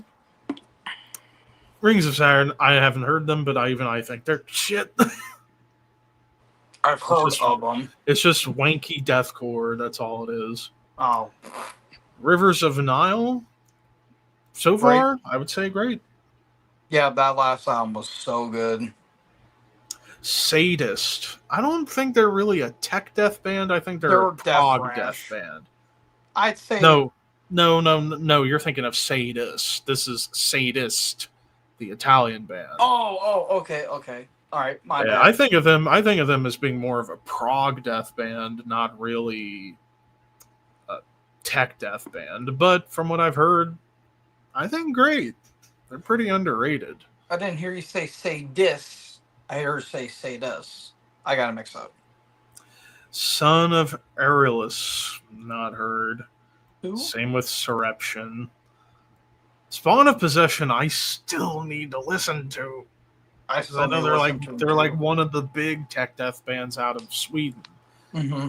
And also Erland, formerly of Blood Red Throne, was in Spawn of Possession too. So The Faceless, I've still yet to listen to The Faceless, even though I know they've got some great stuff. What the hell is this? The Rival Aura? I can't tell because, again, I'm on my phone. Zenith Passage? I need to check this band out. I hear some good things about them. Same. Theory and Practice? Never heard of them. Oh, God, this logo's fucking Scribbles. something of something. I don't know. Viramia? Vietnamese? Virulent Depravity, not checked out. Virvum, don't know. And then Wormed. I've only checked out a couple of things from Wormed, and they're pretty good. Their last album was pretty solid. Yeah. So yeah, because obviously, as people should know with me, I am so picky when it comes to tech death. If it falls under the just whole fretboard gymnastics and wankery on the guitar and no structure or melody or songwriting, I don't give a shit. If you're just doing like insane technical play for the sake of it, just for the hell of it, then I mean, yeah, it's cool, but there's no meat to it. There's no point to anything else in there. Yeah, you're just showing off you're literally just, jerking off on a guitar, essentially. Yeah, whereas at least with, say, the bands that are up here, at least we'll incorporate different things, like Artificial Brain, lots of dissonance. I can't tell. Arcspire, they kind of fall under the wankery table, but I don't think they're bad. They're just not my thing. Is Nile on here? I'm shocked Nile wasn't on here. Same with Cryptopsy and Dying Fetus. And Deeds of Flesh and Oppressor and arguably Suffocation. I was about to say, would you kind of call Suffocation tech death in a way? Tech, brutal death, hybrid. More on the brutal death side, obviously. Whereas with Dying Fetus and Cryptopsy, it's like a proper blend. The same with Nile. And Deeds of Flesh nowadays have fit more into the tech death side. But would you kind of consider Cavity Cap tech death in a way? Arguably, I'd say they're more prog death grind. Their last album, yes, but they did have some more technical moments on that album. Yeah, but but it's not in a tech death way. I think it's in a more progressive way. Yeah, that's fair. There is a difference between tech death technical and prog death technical. I do think there is a clear difference there. Anyways, Wormed adding a little dissonance, Psychroptic adding some groove, Origin adding a little bit of brutality, and Animate Existence kind of bringing in a bit of like a Floridian vibe. Gorod, it's like proggy at times. Same with Fallujah. Brain Drill's just pummeling. Sadist, kind of bringing in hints of old school death metal and prog rock together, and then Rivers of Nile is like a good blend. Crazy, like out of control songwriting with Nocturnus, and then Elegion, kind of like tech mellow death and prog. Is Archfire on this list? Right there. Oh, okay. I've only checked out a few songs from them. I haven't heard. I listened to the last album and it was okay. But anyways, like Revocation bringing in the thrash, Obscura bringing in more melody and prog, and then Necrophage is just blunt force trauma. Gorguts started out straight up tech death after Considered Dead, and then added in the avant-garde dissonance that Ulcerate would pick up on. Decapitated bringing in the groove, Death just doing everything well. Cynic with the jazz fusion, and then Atheist with like the thrashy, jazzy stuff. Yeah. So there you have it. And then, of course, Rings of Siren because they're just wankery and crap. I was actually thinking of a list. Hopefully, we won't go too long with it. Well, since you and I did the WWE Champion tier list, would you like to do the WWE World Heavyweight Champion tier list? If they have it, which I think they should. Not WCW, WWE. There's a difference. Because, oh boy, I got some thoughts. All right, let's see.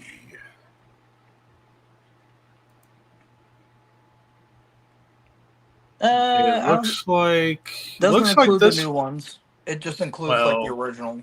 That's fine. That'll work. Well, I'm just making sure. I'm trying to make sure we have everybody. I see. Yeah, they're missing some Reigns. Oh, was it just like one? Was it? I guess it was just singular. Singular. Or you know what? Screw it. We'll just consider them overall. So let's. Where is it? Oh, go to that. Oh, I was about to say. Why don't you try going? Oh, which one? Show the big gold. Nope. Yep. Nope. Back up. Scroll up. One more. That one right there. The one with the big gold right there. There you go. Only 5. What? That's stupid.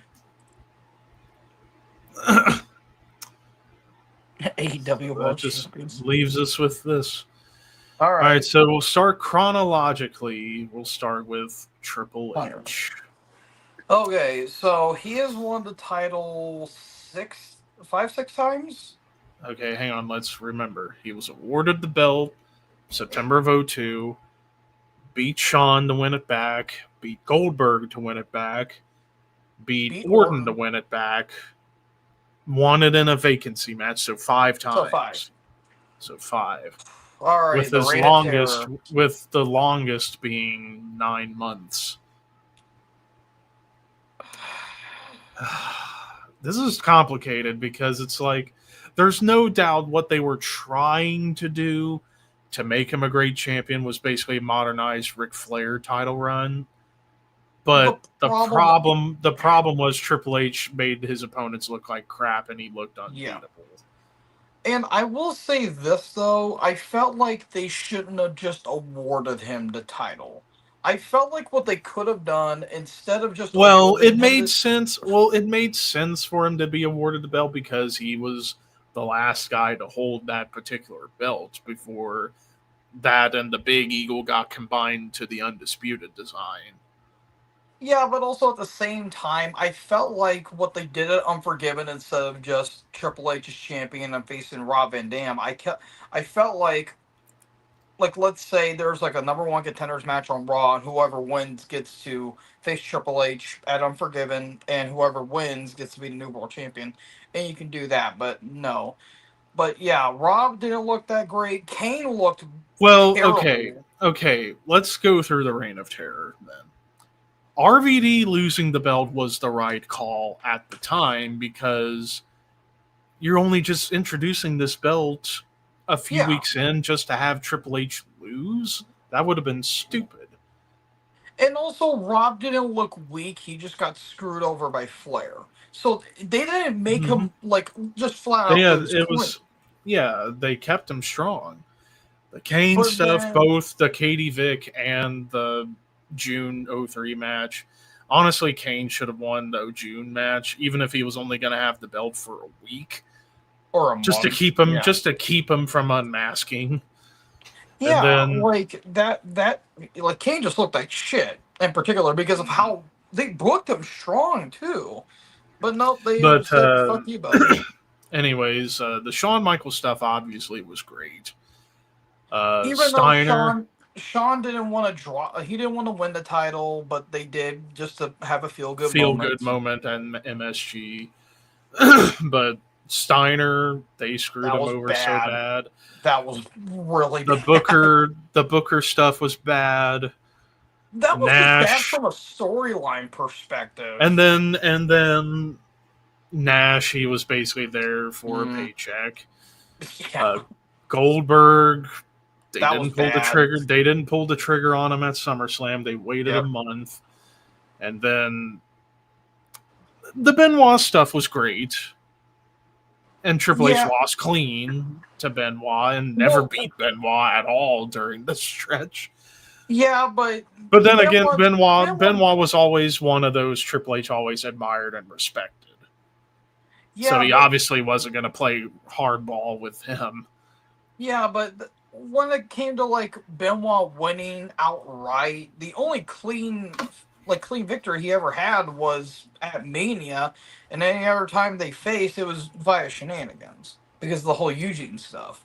And then with the And then Orton, if that it wasn't for the Taker feud, Orton's career wouldn't have gone anywhere.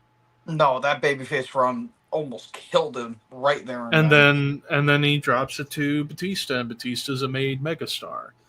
Well, the So whole vacancy thing, that doesn't make sense. Why the hell would you vacate the title if you're just going to win it anyway? That made no sense. but anyway, Whatever. so I guess Honestly, C. I'd say D. I don't know if I would necessarily go D because, okay, minus most of 2003, like a chunk of his matches he did have as champion were really good to great. Like, particularly the matches with Shawn, the matches with Benoit, the Batista match was really good. Yeah. It's like, so I think C is fair, even if it was the worst time to watch Monday Night Raw during this time frame. Although, as bad as this was, I still think Jeff Jarrett's Reign of Terror was worse. Oh, everybody says that, and it's true. Thank you, Marky D. Anyways, Shawn Michaels, it was only 1 month, so D. I mean, the 2 out of 3 falls, the 3 stages of hell was cool. And hell, the match he had with RVD on Raw prior, really, really good. In the match he won at Elimination Chamber, the best chamber match of all time. Great moment, even though those trunks, why? The shit from trunks. So then moving on to Goldberg. D. Yeah, he was stuck in the Triple H vortex. Yep. And then after Triple H, we get to Benoit. Now, the thing with Benoit, he had awesome matches during his run, but the problem was he wasn't the main focus. Which, to be fair, this was in the middle of the epic Triple H Shawn Michaels feud, so obviously that has to take top priority. I guess. I mean, sometimes blood feuds mean more than championships. Yeah. And also, to ask people, for, say, Bad Blood 04, does Chris Benoit versus Kane sound like a main event world title match to you? No. So there you go. But that's not to say the reign itself was bad. It was a good run. It was a good run. The problem in terms of the matches, but yeah, he was he just second felt fiddle like, to yeah, Triple H and Shawn at the time. and But also it the wasn't. whole But it wasn't like it was them holding Benoit down. No, it was no, Benoit probably realized. Yeah, I understand. We got a blood feud. That means more, and I have no issue with that. And then, of course, the match quality, outstanding matches like the triple threat at Backlash, the match with Kane was great. The both match with matches the with Kane. The one on Raw was really good, where he can only win by submission. That was a really good match. and And hell, then even the match he dropped to Orton was really good. the two one-on-ones with Triple H, held the one-on-one with Shawn and May. The two one-on-ones like Vengeance and the Iron Man match were great, and then the match with Mhm. Orton was outstanding. So I'll say Yeah, B. yeah, the main problem with Benoit though, he did feel like an afterthought. That's just kind of my thing, because again, the whole Eugene thing as well, we got to take that into consideration. So Yeah, it's kind of because like, Benoit was kind of in the middle of that storyline too. again, like I felt like they didn't have anyone else to pair him with besides Triple H, and people were already sick of Hunter by that point. So But anyways, so yeah, moving from there after Triple H again twice, we get we get Batista. Batista.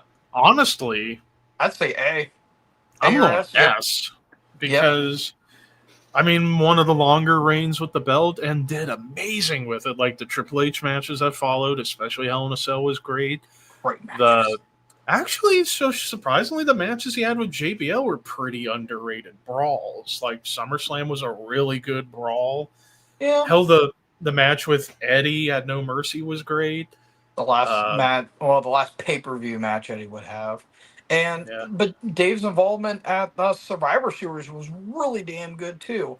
even The if he got eliminated early, but I understand why. the But the main complaint I the had with it, only issue was that he didn't get to lose it properly. yep, that was, yeah, was it the back injury that derailed his momentum? I Unfortunately. think it was a bicep injury, maybe, Oh, I thought he said it was like a back injury or something like that, but or it um, might have been back. I don't know, but it makes me yeah, wonder what plans they were going to have of who he would drop the belt to. he was gonna drop it to Eddie because Well, that's what.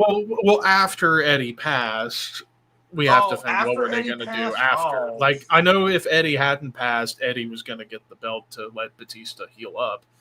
But I almost they wonder. Since after Eddie passed, makes me wonder who they had in mind at that point to have Batista drop the belt to. they could have probably gave the title to Orton, because that's what the original plan was supposed to be. It was supposed to be Batista versus Randy, but the title wasn't going to be on the line, obviously.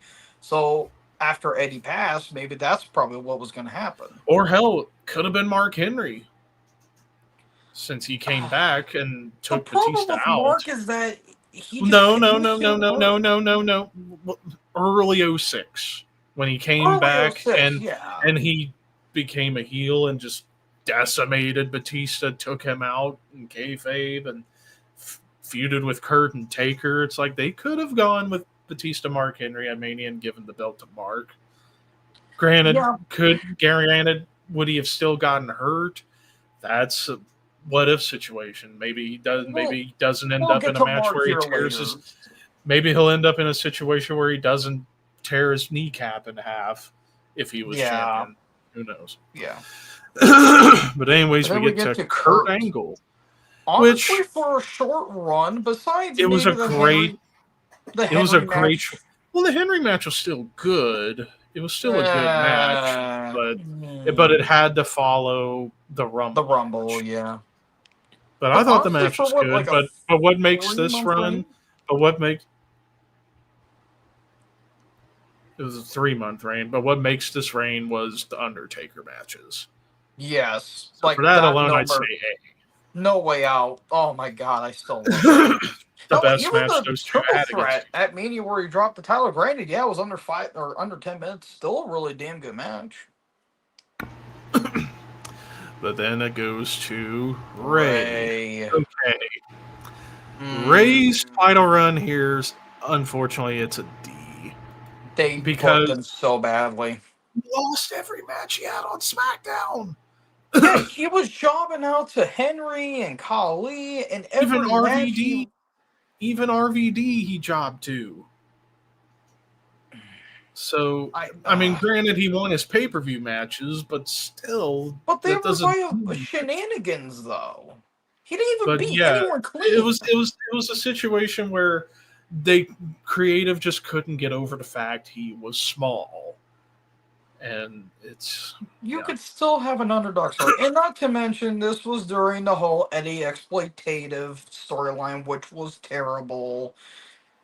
Yeah, no, God, they butchered Anyways, moving that. on. Anyways, moving on. Moving on. Moving on. Moving on. Moving on. King Uh, Booker. okay, the moment of him getting the belt, well deserved, and Not a good reign. supposedly though, the funny thing about how he got the title, Vince was impressed that he beat up Batista in their backstage fight at the SummerSlam shoot. Yep. So he's like, "Damn, Booker, you really are a man's man. You know what? I'm gonna give you King of the Ring, and we'll give you the belt. I Thank feel you, like sucker." I feel like it's also kind of Vince saying, "Hey, sorry, I said that word at Survivor Series, and you managed to walk in on it. Here's your belt, Yeah, pal." but yeah, the reign itself dragged and not really anything memorable. So The only thing you remember is the Batista feud, and those matches were dog shit. My had God, no those matches chemistry. sucked. No My, chemistry. none. So then, after another reign with Batista, we We get get the to, Undertaker. We get a few reigns with Takers. So the first reign, it was mainly the Batista unfortunately, feud, but it was too unfortunately, short. injury happened, and then the cash in. But for the couple months he had it, I'd Eh? say B for the B? first run. The Yeah. second run, again, it was mainly the Edge feud, and it worked, but too short. And then the third and final time he had the belt, which was the longest world title reign he had ever. I was not a Yeah, fan of it. most people didn't like it because of what happened with Punk, but the triple threat he had with Big Show and Jericho was really good. Despite the stupid stipulation of a chairs match with Batista, that match was still good at The match he had TLC. And with Ray at the the match with Rumble was Ray pretty was good. amazing. That was The really match he good. had with Ray was amazing, and even the chamber match when he lost was a really good chamber match. So overall, I'd say B Yeah. I across all three reigns. and also too with Taker's injury in '07. Ironically enough, the same guy that unintentionally hurt him was the same guy that unintentionally hurt Cena, and that was Kennedy. Because that's when Taker's pec got fucked up. So that's a little ironic, isn't it? Um, but Oh boy. so anyways, and then we get to where are you, Edge. Edge? So his first run short because of injury. And it was Then mainly the the Batista second run, feud. and then the second run, it was the short because Taker feud, and then eventually gets Well, cashed in no. on, and then No, hold on. His second one, he won it at Armageddon. Then he had the two matches with belt Bray, to and then Mania, yeah, then held it to Mania, then the shorter then third run, and then he dropped it to he Punk, and then he won it in the chamber at No Way Out '09, and then dropped it to Cena, and then and won it then back. won it back, and then dropped it again, and then never got the belt back Oh, until 2011 and 2010.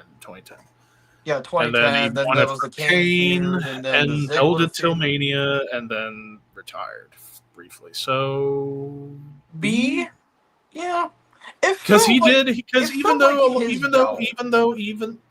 yeah, even though most of his runs were short, he made that belt mean something again. Yeah, When that was. Cena had control of the WWE title, a lot of times people looked at that belt as I looked at the big gold belt as the new top prize. Hmm. It's just a shame that Edge got hurt in '07 because I'm curious what they could have done with It him. was supposed to have been him and Kane at the Bash that year, since Kane won a number one contenders match, and then Edge gets hurt, and then they do the Battle Royal where we get Kali.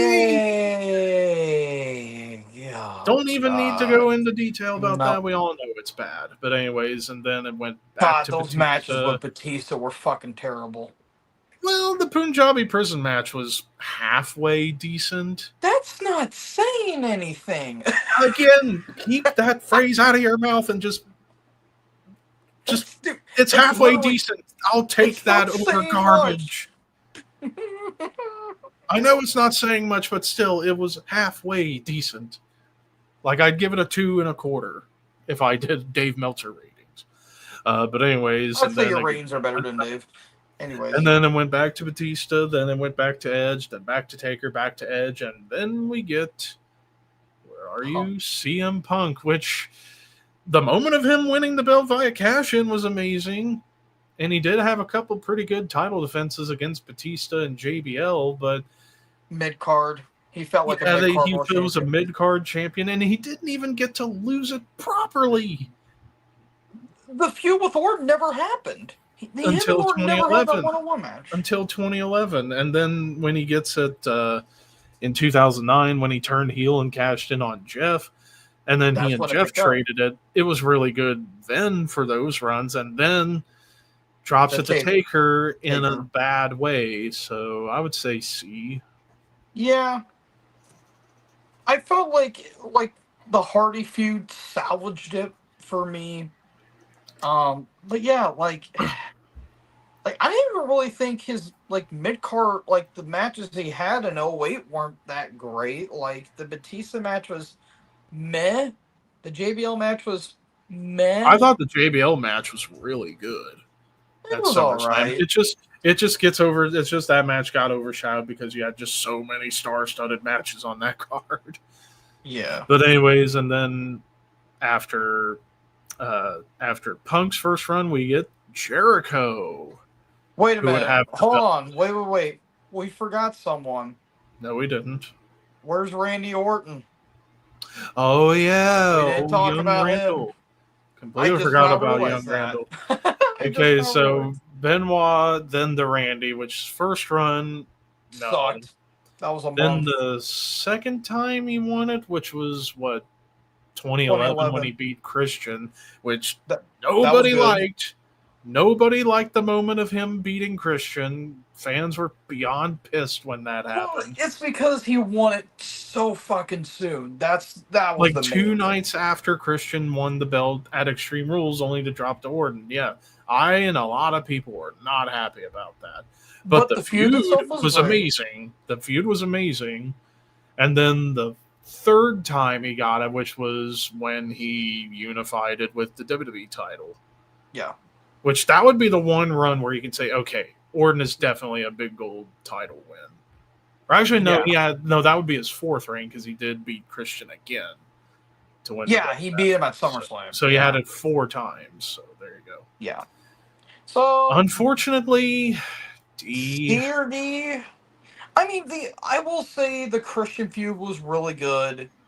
But like the longest reign he had with the belt was when he had it with the WWE title from December till April. Mania, yeah.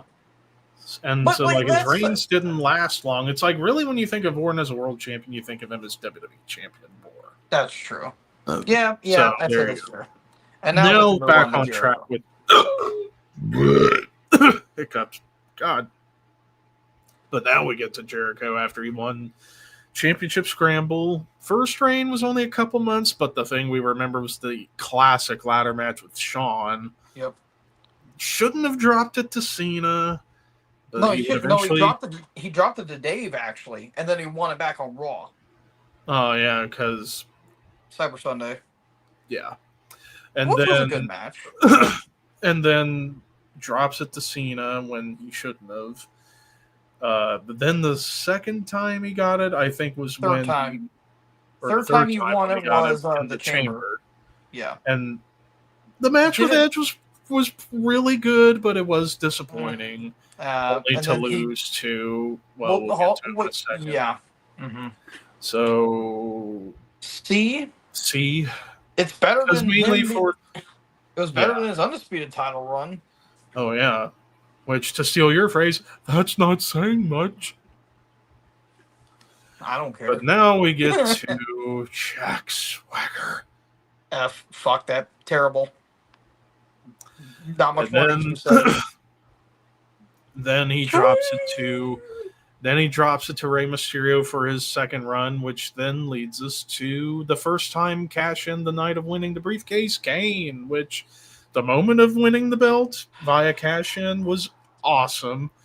The Ray match he had at SummerSlam was decent, but then comes the bad Taker matches. Oh, but the problem with the Taker matches is they brought Undertaker back way too fucking soon.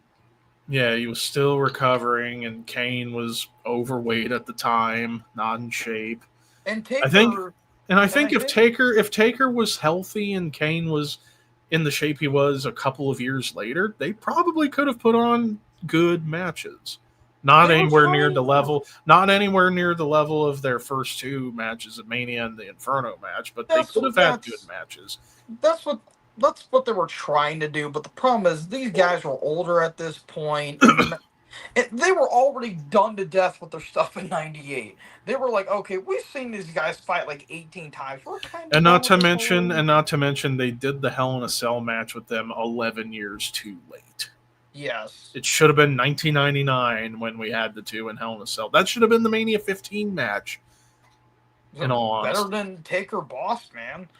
But yeah, and better than Kane Triple H at that point.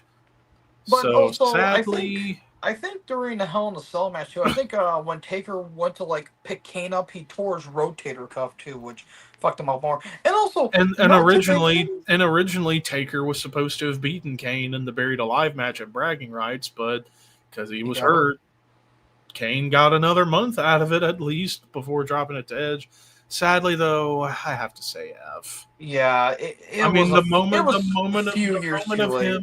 moment of him winning the belt was amazing, but then after that, it just crashed and burned. And then we get the promos he cut were so fucking stupid. Anyways, and then we get Edge's final run, which then we'll talk about him. Okay. When we get to him fully. But then we get to Christian, who sadly only had the belt 2 days his first run, and then the second run only for a month. But again, the Orton feud was great, but again, I have to say D. Yeah, only because the Orton matches were really good. And to be fair, the match with Del Rio was pretty cool too, but... Yeah, the match with Del Rio, the ladder match when he won the belt, was great. Yeah, that was the match I was talking about, but yeah. Which then leads us to Randy's next run, in which he would drop to Mark Henry. Now, despite... Holy cow, train. Sorry. My bad. But despite not having the best matches, as far as being a true champion, Mark Henry, I wished he could have held the belt to WrestleMania. I would say in terms he was doing really good things. Character work, this was the best character work of his career. The Hall of Pain, it was brilliant. Beating Orton for the belt, and then actually having some good matches with Big Show. Oh yeah, that Vengeance match was shockingly pretty good. And even the match they had at TLC was good too. So I personally wish they could have let him hold the belt through to WrestleMania. He did. Henry did get hurt, unfortunately, which is kind of the story of his career. And I felt like you said, I felt like they could have put the title on him in 2006, but the problem is they were worried about his health. So that's why they didn't. And who even knows if he was even in the plans anyway. That too. And hell, he was penciled in he was pitched to being the one to end the streak that year of Taker, and Mark's like, no. Love you, so Mark. I'm gonna say B for Mark Henry. Honestly, I agree, because the World Heavyweight title for WWE is somewhat tedious, but I would say that's honestly one of the better reigns. Next up, which led to how he lost it in a cash-in, to Daniel Bryan. So his first reign was actually pretty solid, even though he turned heel in the middle, but had some damn good matches during that time frame, including an awesome Elimination Chamber match where he beat Santino in the end in a great match within a match. Yeah, ending in 18 seconds was not the greatest decision in the world. And then the next time he got it was with the WWE Championship, which we talked You were about that reign in the there. WWE title reigns, and it was over before it even got started. So, Yeah. see, Yeah, because again, this was somewhat of the precursor to the Yes movement in some capacity. yeah. And speaking of 18 seconds, we get Sheamus, despite nobody really wanting it. Even though the feud with Del Rio felt like it would never end, the matches were still really good with Del Rio, and he also had some damn good matches before the Del Rio feud, and had, I think, the third longest run with this title. Yes, It's he held it certainly from. far better than his WWE title runs. Mm-hmm. So Yeah, honestly, he had it for like 6 months, I think. yeah, He he had had it it from from Mania until Mania Hell in a Cell. until Hell in a Cell. Honestly, despite the fans being iffy about it, personally, I'm going to go A for Match quality Sheamus. wise, it was really good. Very Like the good, very good. Extreme Rules match with Brian was Two great. out of three. 2 out of 3 with Brian was outstanding. The 4-way was really good at Over the Limit. Dude, the match with Ziggler at No Way Out was really damn good. And then you get the Del Rio feud for a few pay-per-views, which again felt like it would never end, but they were really good matches. And then the And match where he lost the belt to and a the Big really Show good match, was a actually. great match. I think it was a great big man match. And then Big Show, this is another case similar to Mark Henry, should have held the belt through to WrestleMania, in my opinion, because this was some of Big Show's best character work in This was probably the dog's best. age This was probably the best Big Show has ever been in in terms of a WWE. champion. Yeah. Like, I was saying because, just an overall character because they keep fucking switching his character so many yeah, times. he did some strong heel work during this run and kept on having good matches with Sheamus. And that's mainly what the title reign was the Sheamus feud. But I'm going to personally say A for Big Show. Uh huh. And also, I felt like, again, should have held the belt through to WrestleMania and drop it to Ryback if you would have had Ryback win the Rumble to fix his character at the time after being a little damaged because of the Punk fiasco. Fed to the wolves essentially. But which leads us to when he dropped it to Del Rio. Alberto Del Rio, And they noble decided to prick. turn him babyface for some reason. Yeah, because Del Rio as a babyface is certainly going to work out. I mean, Eh. the last man standing matches he had with Big Show were pretty damn good, both on SmackDown when he won and the one they had at the Rumble. One of the only redeemable things about Rumble 2013. Yeah. Then the Chamber match was really good. Hell, No, the match. at the match at the Chamber, he didn't have a Oh, the chamber match. I thought he was in the Chamber. I thought he was in a chamber. No. That was the number one contenders match. Oh, That's that's the one right. that Where Swagger Ziggler won. Yeah, Or him not and Big Ziggler, Show had a Swagger. regular. Him and Big Show had a regular match after having 2 last man standing matches. Yeah, and that Because was this company great. made And sense. then the Mania match with Swagger was actually pretty good. Pretty good match with Swagger. It was good. I'm not saying it was great. It was good. The problem was it should have been Ziggler winning the belt, or not Ziggler, Swagger winning the belt had he not fucked himself over with getting arrested. It didn't feel like a world title program. It's like these 2 guys were No. partners. Hold your fucking horses, mister. It was a world title program because Swagger was red hot going into the Chamber with the Real American gimmick and going up against Del Rio. That was a perfect matchup to do. And Swagger should have won the belt had it not been for Swagger being stupid. Because if Swagger hadn't been stupid, Swagger would have gotten a second reign, and it would have been far better than his first because Swagger was better in the ring at this point and got a mouthpiece with Dutch Mantel, Zeb Coulter, and it was some really good character work from him. Mm. So yeah, this honestly was a world title program, but the problem was Swagger should have been the one to win the belt, but because he got pulled over, they decided to keep it on Del Rio. But good that they kept it on Del Rio because that got us to one of the greatest cash-ins of all time with Ziggler. Now, technically, he did have the belt for a week in 2011 on SmackDown because of Vicky and Edge. But the No, he problem didn't with even have it Ziggler, for a week. He had it for like 10 minutes. or for a night, like beginning of the Yeah, show and then by because the he. end of the show, Yeah, but but for but the Ziggler, problem with Ziggler, he was just a victim of circumstance when it it came to just this. bad luck because he got concussed and dropped the title right back. To Del Rio, but in a brilliantly done double turn, turning Del Yeah, Rio heel and Ziggler babyface. So my sadly, my issue with Del Rio, they try to push him as a champion. I just didn't see it. well, I I just would didn't see say, a well, world I would say, champion. well, I would say this second run he had with the big gold belt, I did feel like he was a champion because he could be an asshole heel and people wanted to see him lose, in This which he version, would. yes, but with the WWE title, no. I felt like they were forcing Yeah, the it. WWE title, no, I would agree. But with the big gold belt, it was appropriate. Yeah, And okay. now we go to John Cena, who had a few reigns with the belt. So the first one, he beat Jericho at Survivor Series '08 and shouldn't have. Then wins the belt in the Triple Threat at Mania 25.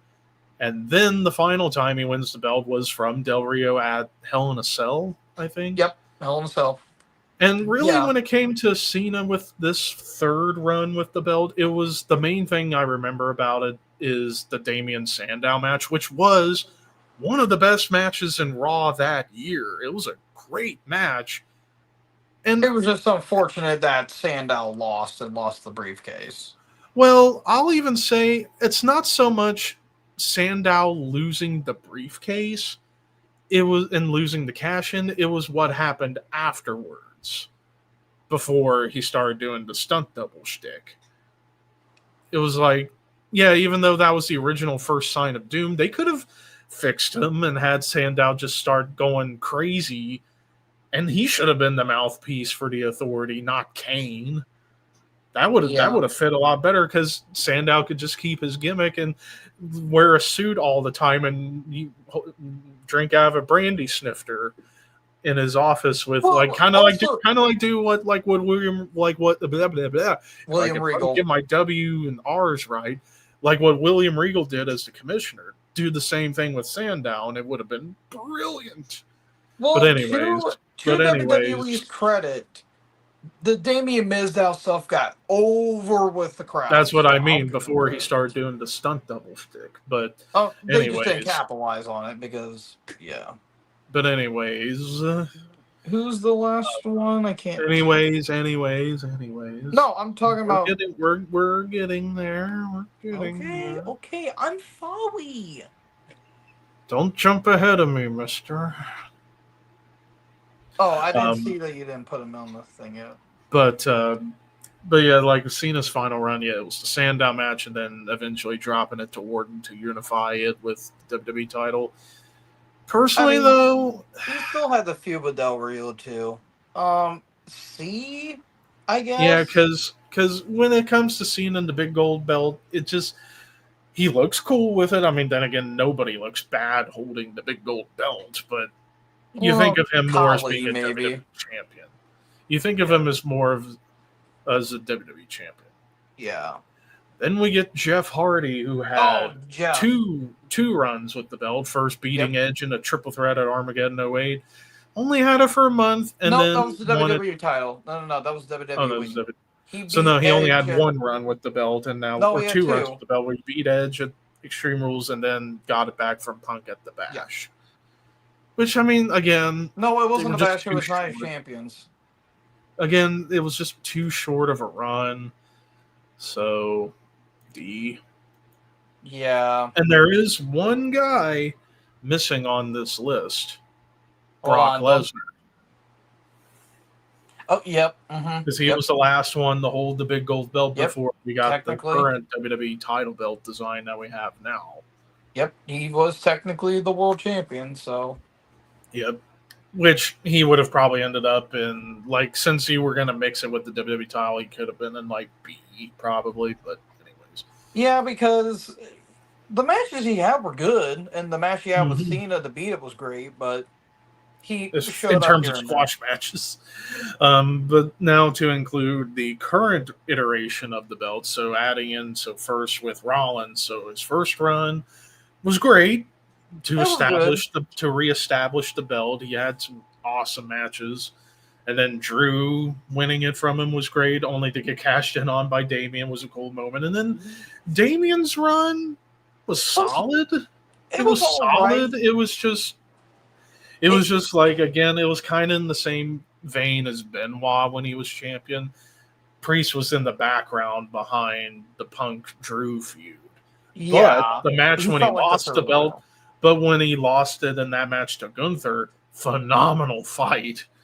And That then they we should get have to, showcased Priest more like that in that match against Gunther. and And then then the Gunther also, and one, also, and then also, and then also, storyline wise, Priest was all enveloped in Judgment Day business, which made yeah, sense. And then we get to Gunther's first run, which I thought his first run was good. it was good, but could have been better. I was a little underwhelmed by it at some points. He had great So, but like, matches. Like the oh yeah, matches with and Sammy were great. honestly, I'll say it too. If you have great matches, you're a great champion. So I Yeah. think Gunther was great as world heavyweight champion. Well, Like, yeah. I'm not Priest saying he match was was outstanding.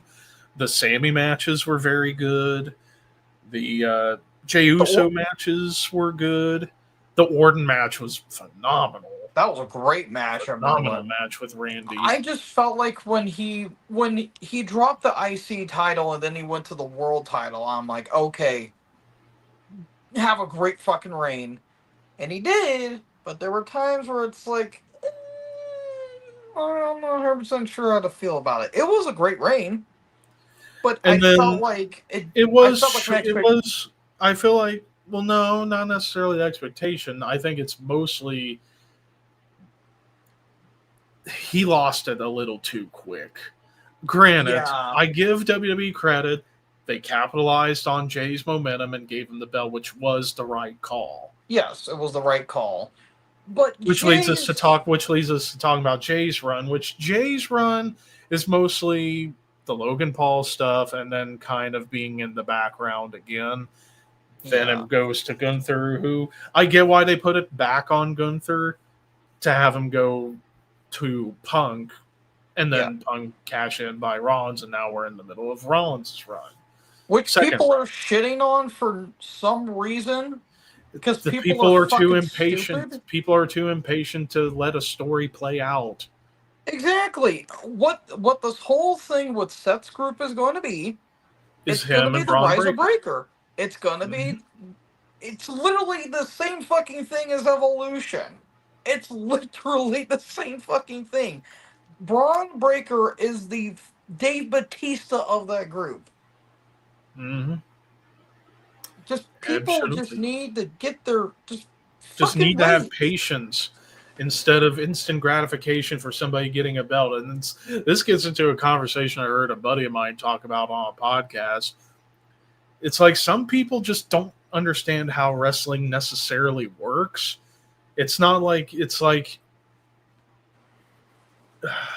they people just want the instant orgasm because people will say wrestling is a lot like sex. You don't just bust a nut 2 minutes in. You build and build and build and build, and then when you You finally gotta bust build a up to nut, the it feels climax. amazing. Yeah, It's build like up you to the gotta let climax. stuff play out, and people like let Yeah, Cena cook for a little while with the belt. And I'm confident it's going to be a good run. I mean, hell, yeah, we should be due for a hell of a four-way match yeah. Now I in will admit Paris. there are times where there are some storylines that do get dragged on for a bit, and it's like, okay, what's the angle? What's the angle? Why is this still going on? I'm not going to get into further detail, but John Moxley some. and Death Riders. Well, yes, yep, yep. And that's another thing too. People are calling this group, Seth's group, the Seth Riders. I'm like, first of all, that's not fair because these people are over.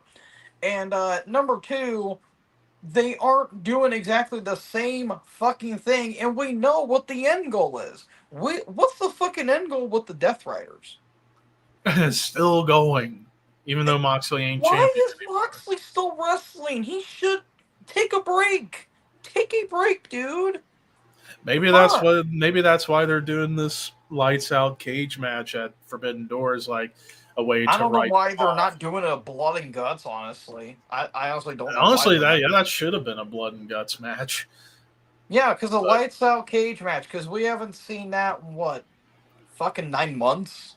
a, Jesus a Christ. year almost The with last one they Hangman did and was all out. That was well, it way wasn't a before lights Hangman. out cage match. It was just a cage match. But lights No, out cage match, the they, last they one they did was Swerve Hangman last year, which the less said about that one, the better.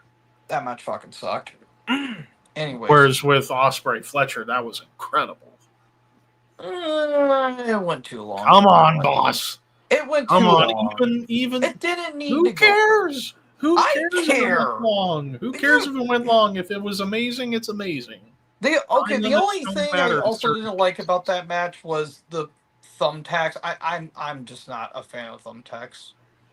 Well, I don't mind thumbtacks because mostly I because liked it with Foley because when Foley did it, okay, I can understand. And then when Abyss did it, it was cool, but then it overstayed its welcome because it happened all the fucking time. that So was his character. That was his specialty. I know, but well, it also it kind of made it pointless because like, dude, we know you're gonna go through them, so what's the point? The point is to go through them. I don't know. But anyways, Anyways, uh, we digress a lot. well, I think on that note, I'm actually gonna go ahead and end this stream. So I might be back for a stream again either this weekend or next Tuesday. It depends on my mood. But anyways, thank you all so much for tuning in on this one, and thank you both Ricky and Boss for being here No at different maniac times. showing up. I'm shocked. Yeah, he said he was going to be in and then never showed up. We're going to have a nice long talk He about was this probably one. doing a little what? I Anyways, get it. see you guys later.